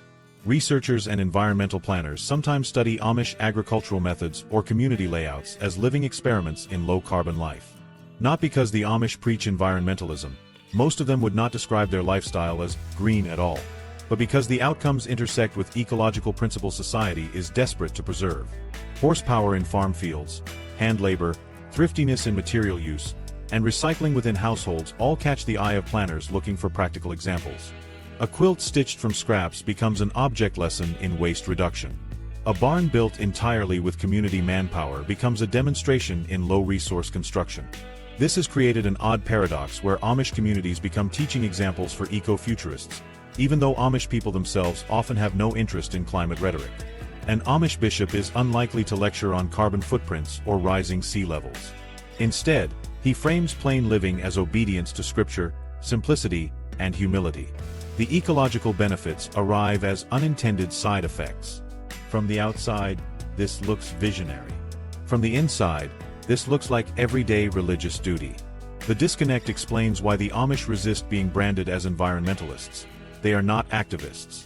They are simply following long-standing rules that, by accident, answer some of the very problems consuming modern political debate. The thrift and frugality of Amish life also reinforce eco-parallels. In a mainstream household, appliances are replaced within a handful of years, clothing discarded often, and broken goods tossed out for replacements. In the Amish system, nothing is wasted unless it absolutely cannot be repaired. Clothes are patched, shoes resold, parts repurposed, and barns recycled. Even broken wagons can be dismantled for usable metal or wood. That ethic of stretching every material as far as possible produces consumption patterns lower than any environmental incentive ever designed for suburban households. In a sense, necessity creates the behavior that climate-conscious consumers try to imitate through marketing purchases. Still, not everything fits neatly. For instance, Amish dairy production, while local and small-scale, often results in nutrient runoff into regional streams when manure accumulates beyond carrying capacity. Hunting for sustainability lessons requires acknowledging where practices succeed and where they strain the land. And the very cultural pattern that produces ecological thrift, the rapid growth of large families, also increases land requirements faster than some regions can adapt. Each new household requires new farmland, raising costs, and intensifying pressure on soils. So, while the energy profile stays impressively low, the land use profile grows heavier. What outsiders interpret as harmony sometimes masks difficult realities of scaling population within static environments. Even transportation by horse and buggy reveals complications beyond emissions. Roads designed for highways and cars are challenged by horse-drawn vehicles moving at slow speeds, creating tensions over safety and infrastructure costs. Horses wear grooves in pavement and produce large amounts of waste, which townships must address. In purely ecological comparisons, they indeed beat cars in emission rates, but they contribute uniquely to other forms of environmental strain. Here again, the image of a perfectly green lifestyle becomes more complex when examined in detail. Yet, from every angle, the Amish way of life still lands closer to sustainability models than most late capitalist households do. They consume less, waste less, travel fewer miles by fossil fuels, and root their economies in local resilience. They demonstrate, unintentionally, what small-scale simplicity produces. Their lives reflect many points often preached but rarely practiced. Cutting energy use, avoiding disposable culture, and staying rooted in mutual support networks that reduce excess demand. What environmental activists try to engineer through fresh legislation, the Amish embed by tradition. And so the Amish emerge as unlikely models in modern climate thinking. Not because they sought to lead, but because refusing mainstream choices placed them apart from problems those choices created. Their barns, quilts, and buggies are not symbols to them of environmental responsibility, but byproducts of obedience. Yet the byproducts align almost seamlessly with ideals celebrated in 21st century. Sustainability campaigns. The irony could not be more clear. A people uninterested in fighting climate change stand as demonstrations of how to reduce its causes. What this tells us is that sometimes alignment comes not from intention but from practice. The Amish never claimed to guard the planet, but by restricting technology, embracing thrift, and rooting economies in family and local efforts, they accidentally modeled lessons others now struggle to realize. They highlight that sustainability does not always arrive through expensive solar farms or flashy government incentives. Sometimes it grows from small gardens, mended clothes, and slower transport, structures the Amish have preserved all along. Where mainstream culture laments losses and brainstorms strategies, Amish daily life performs those strategies as its normal rhythm. In the end, the environmental picture of Amish life is neither perfect nor disastrous. It carries low consumption and low energy use but also population strains and farming challenges. It reflects ecological humility in some areas and unexpected harm in others. Yet the balance skews clearly toward minimalism aligned with what modern planners hope for. Call it irony, or consider it unintended genius. But by 2025 the Amish stand as evidence that restraint, real restraint, lived out daily, produces outcomes countless committees only theorize. Without slogans or campaigns, Amish lives echo some of the most urgent ideals of the century, proving sustainability sometimes hides not in innovations for the future, but in survivors of the past. Population explosion and global impact. The Amish stand out at a time when much of the developed world is shrinking.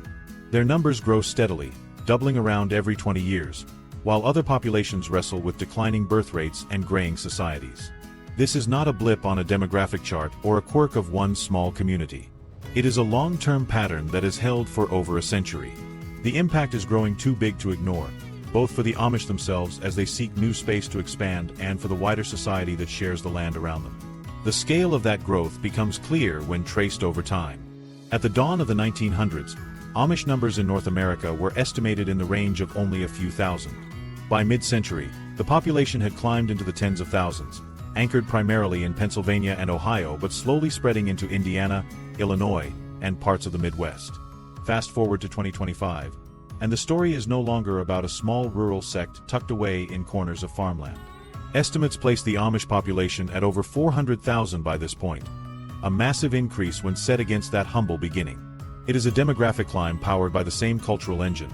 Large families averaging 6 or 7 children, paired with a remarkably high retention rate where most young people raised Amish choose to remain within the faith. With each generation, this formula compounds. Today's Amish children will likely grow up and form equally large families, carrying the expectation of faith forward and adding more to the population curve. That reliable doubling every 20 years means forecasts are not guesswork but well-tested models. By the year 2040, unless some dramatic cultural shift occurs, the Amish population is on track to surpass 1 million in North America. That means in just over a century, they will have grown from a few thousand to 7 figures, matching the trajectory of immigrant populations but without continuously pulling in outsiders. The fuel is almost entirely internal, birth and retention, not recruitment. This rapid expansion sits against a backdrop of contraction elsewhere. Countries across Europe now fall below replacement level fertility, with birth rates at 1.3 or 1.4 children per woman, compared to the 2.1 needed for stability. Even the United States now hovers around numbers too low to maintain its population without immigration. Governments scramble to offer tax incentives, family subsidies, and campaigns encouraging people to have more children. Yet these measures reveal mixed results. Against this struggle, the Amish chart looks like an anomaly, almost a different species operating on contrary demographic logic. Where everyone else is shrinking, they are expanding. Where outsiders highlight personal freedom and smaller families, the Amish define freedom partly in raising many children within the faith. That doesn't mean growth happens smoothly without challenges. One of the immediate constraints is land. Amish households rely heavily on farming, woodworking, and locally tied businesses. Farms passed down through generations can only divide so far before they fail to provide enough land for younger sons and daughters to start families of their own.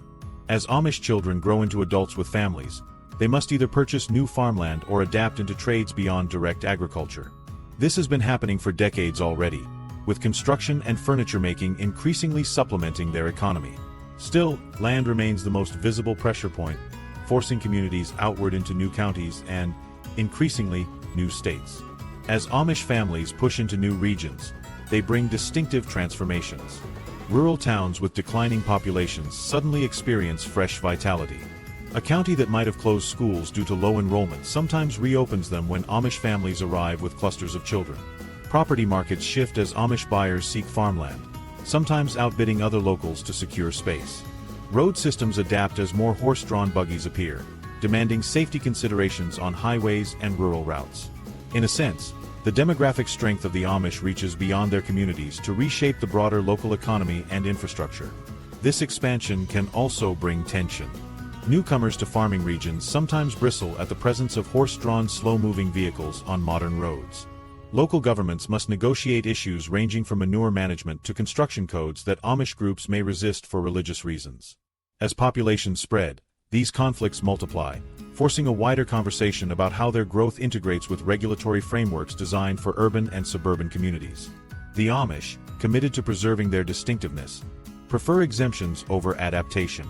Governments, balancing public safety and fairness, wrestle with how many exemptions to grant. The more their numbers climb, the harder those negotiations become. There are also environmental consequences tied to this growth. Though Amish households live with lower energy consumption than mainstream society, large families put pressure on land resources. The push for new farmland can raise costs and squeeze smaller non-Amish farmers who cannot compete. Livestock numbers climb to feed expanding families, producing waste that must be managed carefully. Population density increases the strain on waterways and soil in areas where communities root themselves deeply. The irony is clear. While Amish living resembles eco-models by avoiding cars and electronics, their demographic momentum may in the long run stress the very land they rely on.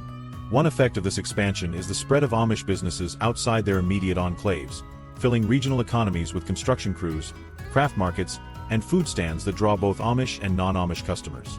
In places where mainstream small businesses collapse, Amish ventures often flourish. Their growth does not only alter rural landscapes but also economic ones, tilting local balances of business ownership and labor. Contractors notice when Amish labor dominates local building projects.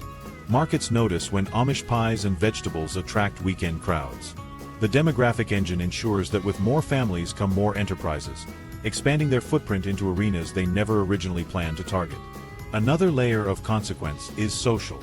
With so many children in each household, Amish communities remain youthful in age profile compared to their surrounding counties. While some towns face shrinking youth populations and closing schools, Amish settlements maintain steady streams of young adults. This gap produces noticeable differences. An Amish county may have grade schools full of children while nearby non-Amish towns struggle to fill classrooms. The contrast highlights population decline outside versus population stability inside, fueling perception that Amish growth is a safe haven against broader social contraction. It is an inversion. As America faces social challenges posed by fewer children and growing dependence ratios, Amish families remain demographic outliers defined by fertility and continuity. The broader world cannot ignore the math. With Amish numbers rising more quickly than surrounding populations, their proportion of the American and Canadian rural landscape grows. Already, counties in Ohio and Pennsylvania hold Amish minorities so strong that community decisions cannot proceed without including them. Over the next decades, this influence will spread deeper. Local policies, land zoning, school funding, and road maintenance increasingly orbit around Amish needs. This doesn't mean Amish culture will dominate broadly, but in concentrated areas, their demographic weight ensures their voice cannot be dismissed. Critics wonder whether such expansion is sustainable.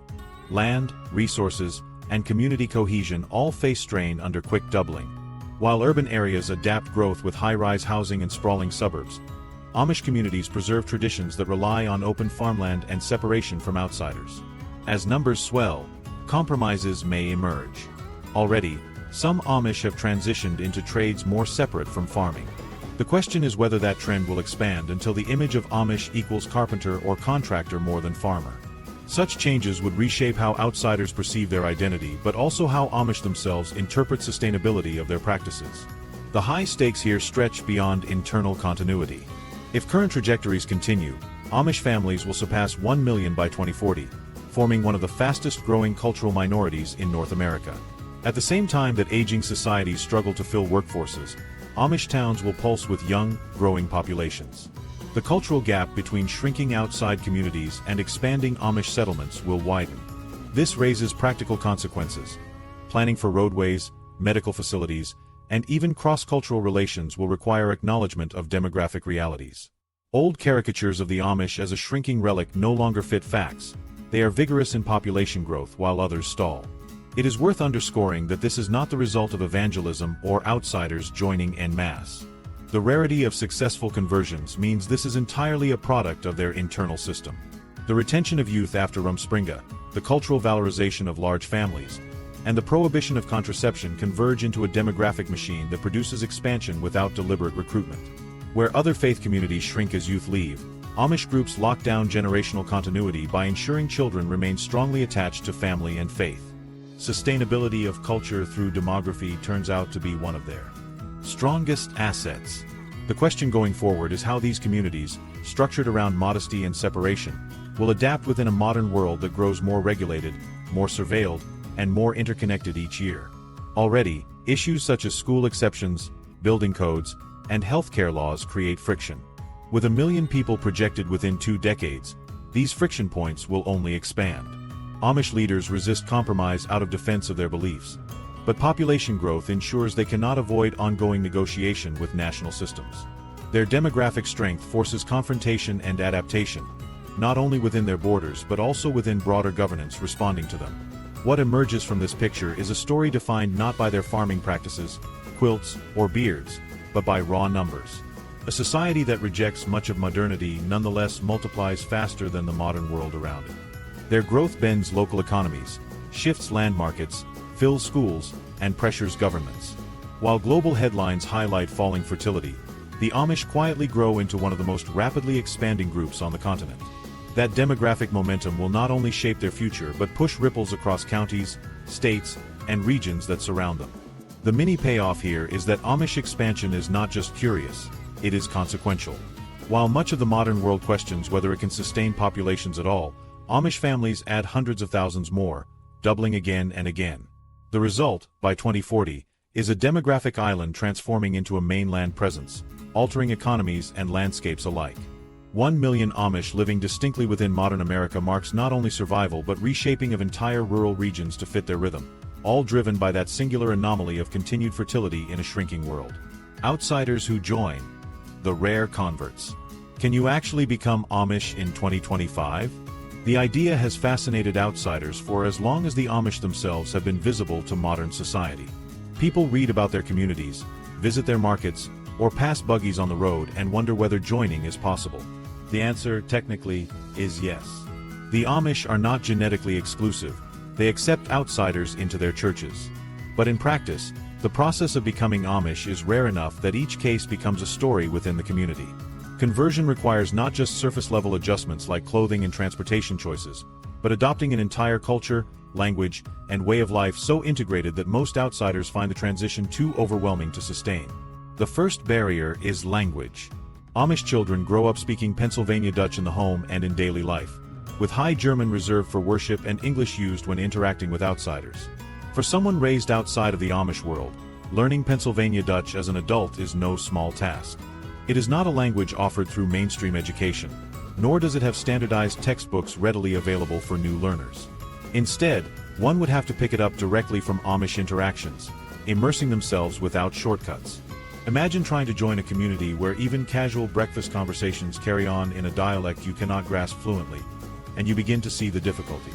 Outsiders who attempt conversion often underestimate how isolating it feels to not fully share the language that binds everyone else together. The next barrier is conformity to the Ordnung. Each Amish community structures its own written and unwritten rules that dictate what members wear, how they marry, which technologies are permissible, and how worship unfolds. Outsiders might assume they only need to dress in plain clothes, avoid technology, and learn to farm. The reality is far stricter and more complex. An outsider wishing to join must submit to every subtle regulation, including details like how wide a woman's bonnet brim should be or whether a man's suspenders fasten in front or back. Breaking these rules is not a small faux pas. It could result in discipline or rejection. A convert must choose not merely to imitate clothing and lifestyle, but to accept obedience to a system where individuality is viewed as disruption. That level of conformity can feel suffocating for adults who grew up with the idea of personal freedom. Following the Ordnung also includes restrictions on property ownership, modes of transportation, and household management. For outsiders, selling off cars, abandoning cell phones, and foregoing internet access might sound like a temporary experiment. For Amish converts, these must be lifelong shifts. It requires not only cessation but internal acceptance that reliance on worldly devices is harmful to unity. Many would-be converts bow out early because the loss of convenience feels impossible. The difference between admiring separation from afar and living separation every minute of every day proves too wide. Even if someone adapts to the language and embraces conformity, another challenge looms: the labor expectations. Amish communities do not operate with the pace of modern machines, and manual work carries the backbone of daily survival. Men are expected to rise before sunrise for farm tasks or woodworking shifts, physically straining themselves for hours before others even pour their first coffee. Women balance endless domestic responsibilities, often managing households of numerous children while also producing food, clothing, and sometimes supplemental goods for sale. For an outsider raised in a culture of appliances, cars, and wage jobs, the relentless work can be shocking. The fantasy of rustic peace evaporates during the first 4:30 a.m. milking, when muscles ache and sleep deprivation piles up. Many discover quickly that admiration for Amish thrift does not prepare them for the reality of constant exhaustion. It is here that humor often emerges. People romanticize conversion, only to realize most can't survive the first dawn with cows waiting impatiently for hands instead of machines.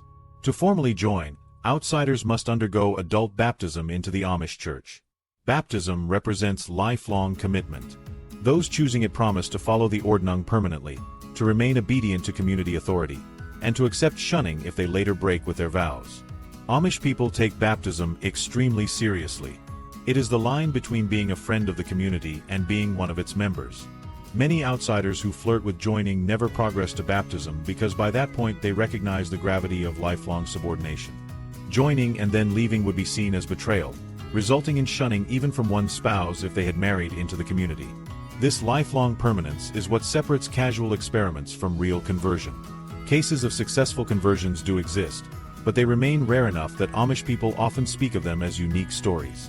The numbers are small compared to the hundreds of thousands born Amish. Converts who manage to stay usually describe years of effort, full immersion into language, and building trust incrementally with community members. They must show sincerity through actions over time, proving they are not treating Amish life as novelty. Even then, their integration often carries subtle limits. Outsiders can join, but they will never carry the deep family lines or inherited ties binding other members. They are accepted, but always remembered as once having come from outside. The dropout rate is high. For every instance of someone managing to remain Amish for life, there are multitudes who tried for months or years and ultimately left. The reasons vary, but most trace back to the strain of permanent obedience, the exhaustion of endless manual work, and the isolation of strict boundaries from outside family and friends.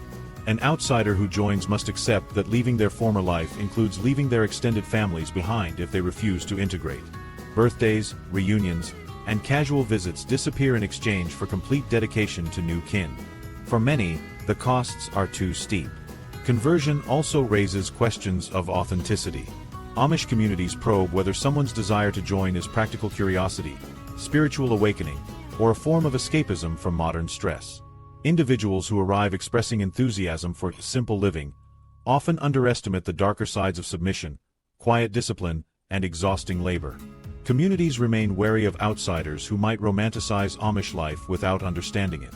To guard against disruption, Amish groups slow the process, ensuring that anyone serious about joining must endure a lengthy proving period.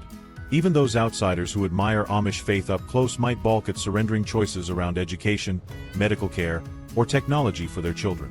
It is one thing to trade in your own smartphone for a landline in a shared phone shack. It is another to raise children with only 8th grade schooling, without careers outside farming, and without access to cars or digital resources. The intergenerational demands of being Amish push the decision far beyond personal lifestyle changes. Each convert must accept that faith requires not just their own obedience but the obedience of those who come after them.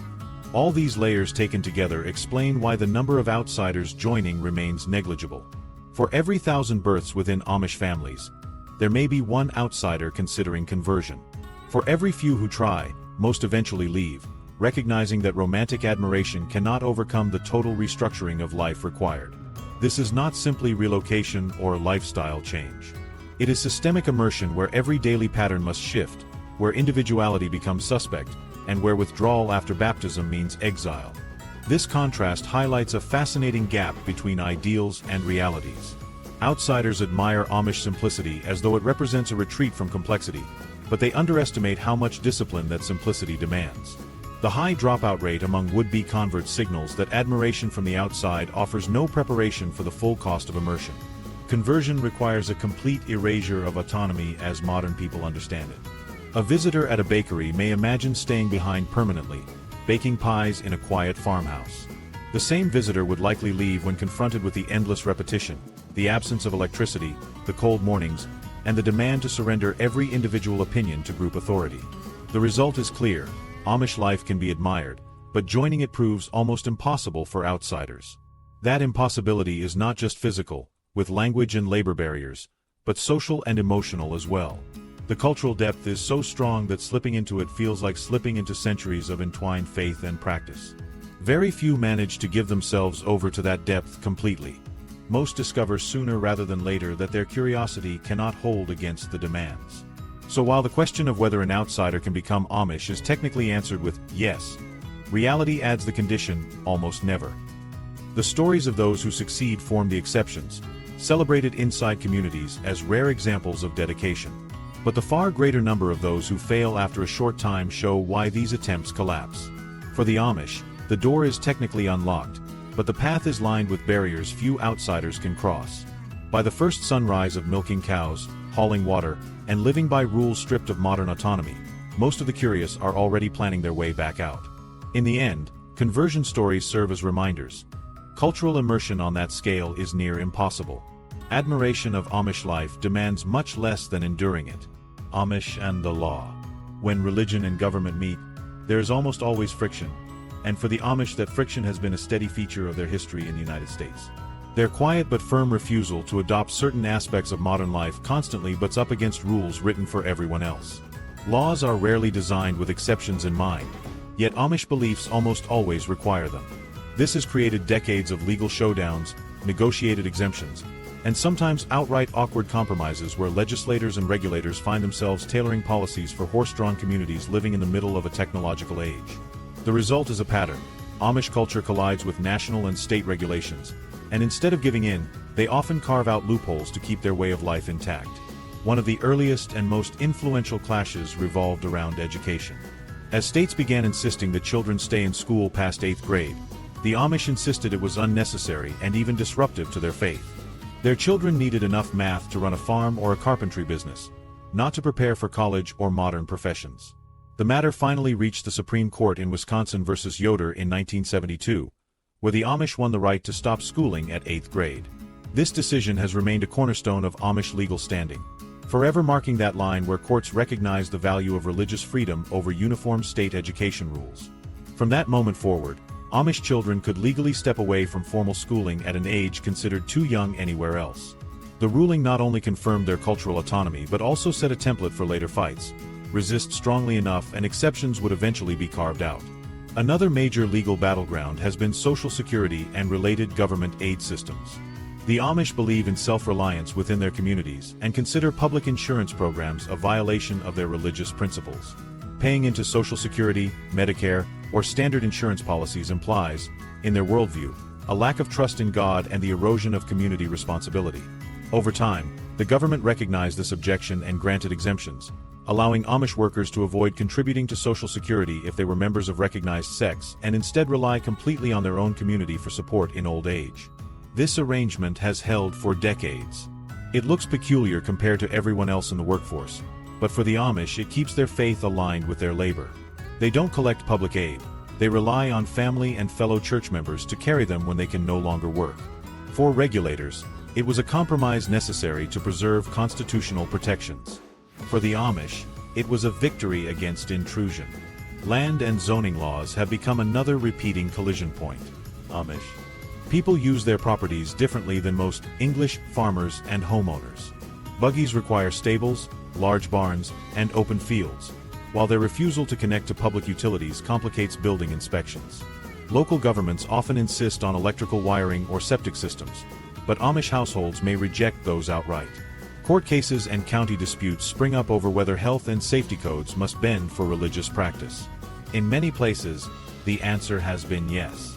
Judges and boards carve out conditional exemptions that let Amish avoid wiring, adopt separate sanitation solutions, or maintain construction practices that deviate from official code. To local officials, this creates headaches. They must enforce standards meant to guarantee safe living for all while simultaneously cutting exceptions wide enough to fit communities that will not follow them. These zoning battles extend to labor laws as well. In several states, Amish parents face penalties for allowing their children to leave school early and begin work at younger ages than the law permitted. But Amish culture views work experience as vital and sees the role of teenagers in farms and workshops as integral to family survival.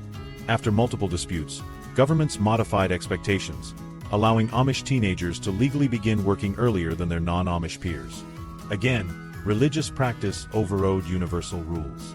This illustrates how Amish families repeatedly pressure regulators into building unique clauses in the law. Without constant assertion, their way of life might easily be overtaken by uniform codes meant for everyone else.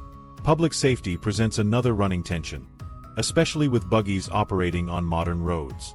Cars speed by at 60 miles per hour, while black horse-drawn carriages crawl at 10 to 15, often at night. States try to enforce safety by requiring orange reflective triangles on buggies, along with lights and reflective tape. Many Amish districts comply, but others resist, arguing that bright markings draw too much attention, conflicting with values of humility.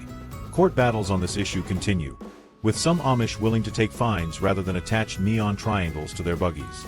At times, compromises emerge. Certain groups agree to subtle reflective outlines instead of triangles. But the broader friction illustrates the problem of inserting 19th-century vehicles into 21st-century highways. To outsiders, it may seem a matter of obvious safety. To many Amish, it is tied directly to rejecting pride or worldliness. The collision between theology and Department of Transportation regulations shows the peculiar conflicts that emerge when cultures share roads. The humor in these regulatory battles often comes from the mismatch of bureaucratic logic with Amish practice. Imagine regulators earnestly attempting to apply helmet laws written for motorcycles to teenagers riding horses to market. Or picture zoning boards debating whether a house without electricity can pass inspection because, as written, wiring codes are mandatory.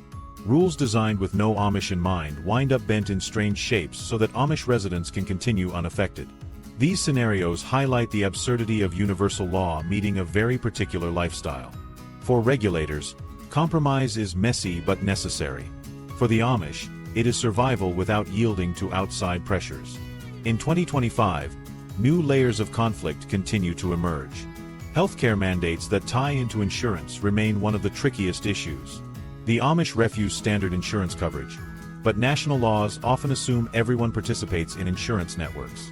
Whether it's policies around mandatory health coverage or rules about employer obligations, Amish-run businesses frequently need tailored exemptions. Authorities grant them, often quietly, in recognition that enforcement would produce constant violations otherwise. COVID-era mandates made these tensions more visible, as Amish communities resisted vaccination campaigns, mask regulations, and public gathering restrictions. The result was a patchwork of enforcement where, once again, the law adapted to Amish refusal. At the same time, their population growth multiplies these issues. A handful of families ignoring helmet laws or building codes might be overlooked. Hundreds of thousands spread across multiple states require structural adaptations. Local governments facing waves of Amish settlement must reconcile land zoning, transportation safety, and building inspections with religious freedom case by case. What once seemed like minor quirks have grown into systematic negotiations. Counties across the Midwest and Northeast increasingly face the daily reality that exemptions, compromises, and tailored policies are not background trivia.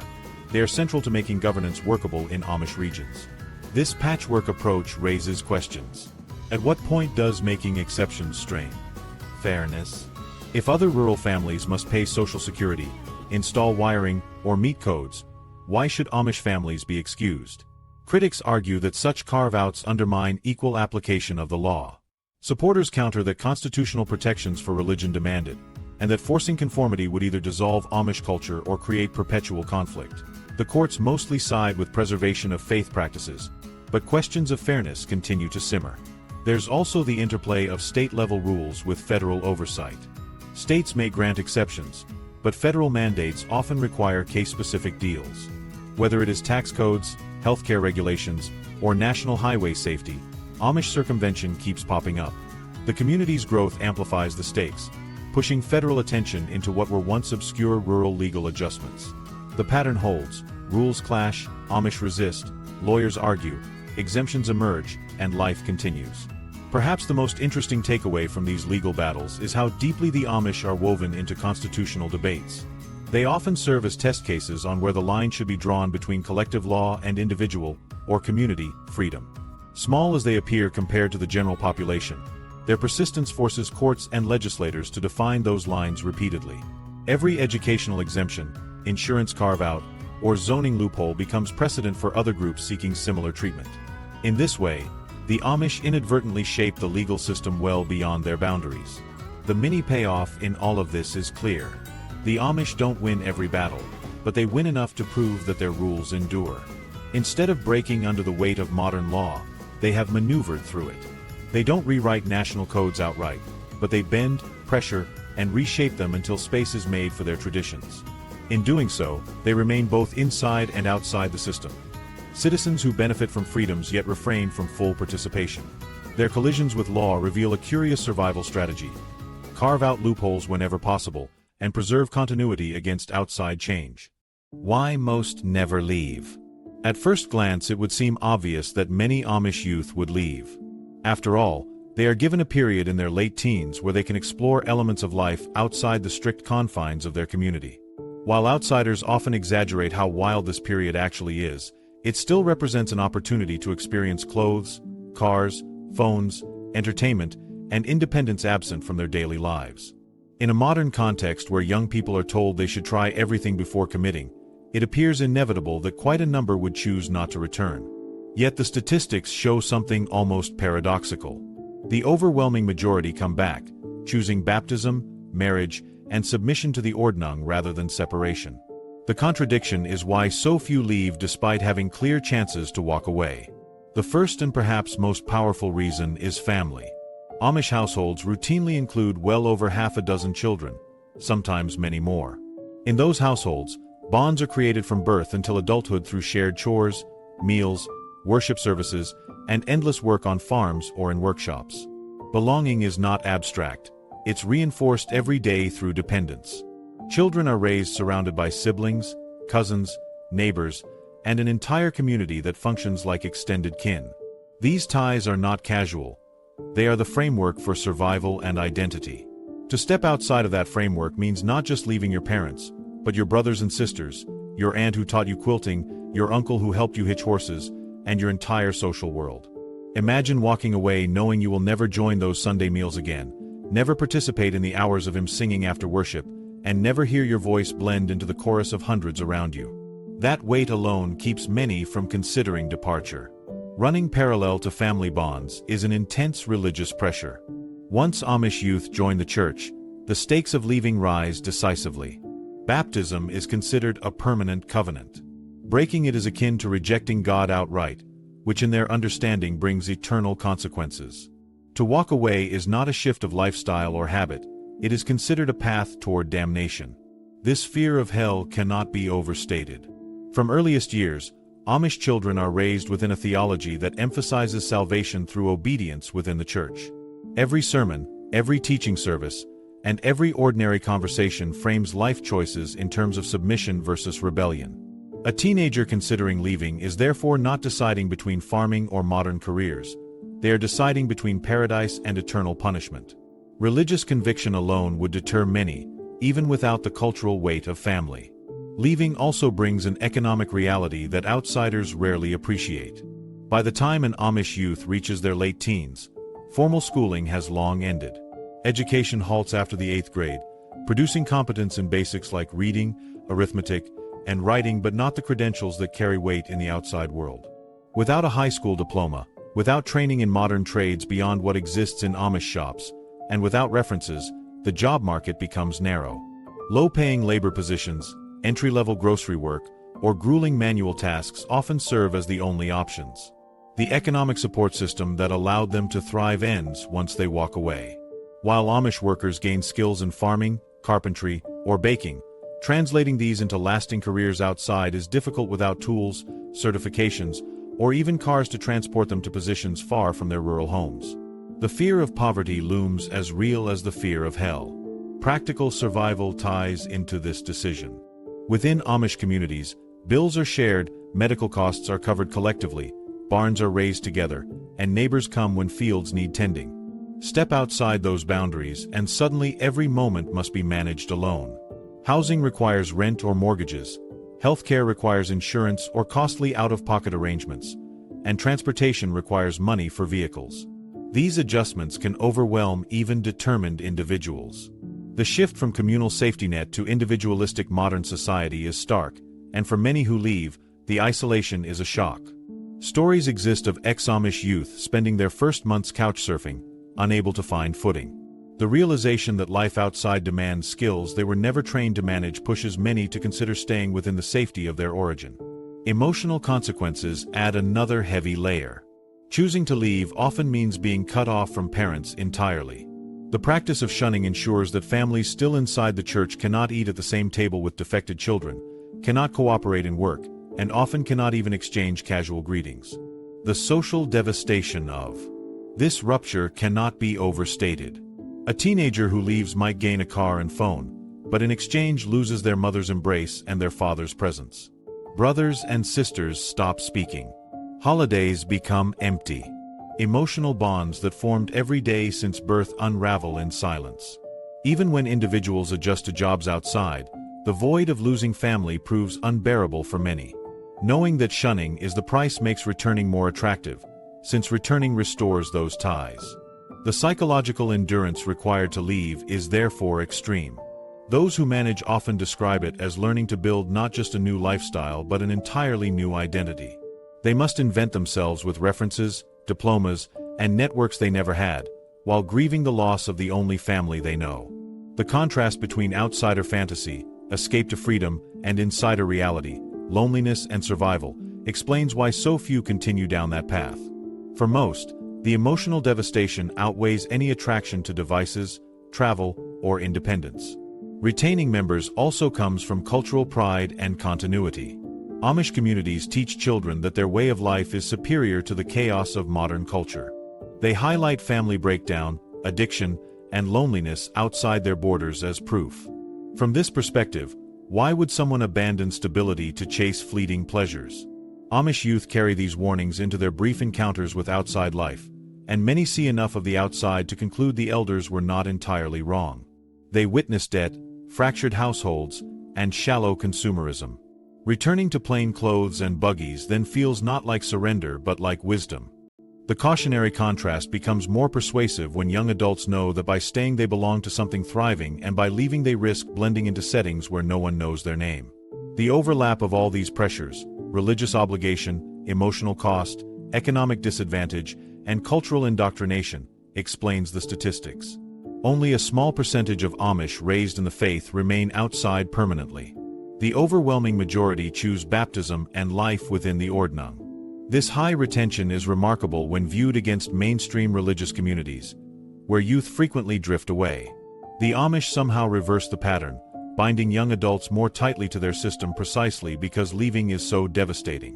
One more subtle factor plays a role: a sense of inevitability. When every sibling, cousin, neighbor, and peer chooses baptism, refusing to do so marks you not as adventurous but as deeply rebellious. It is not neutrality but defiance.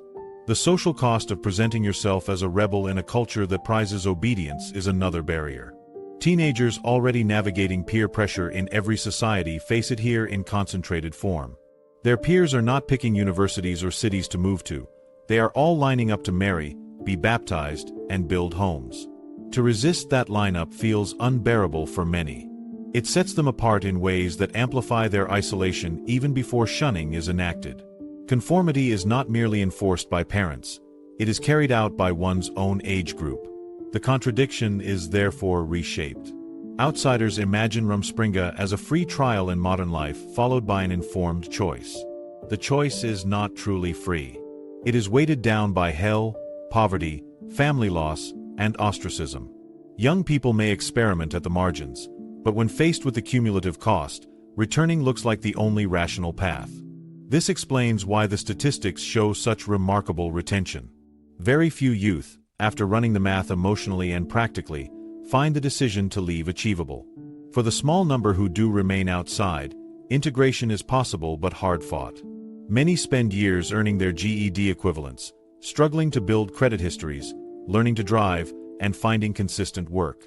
They may carve out new lives, but the price of lost community never disappears. That emotional ghost travels with them, stirred whenever they pass a buggy on the highway or see a plain dress in a store.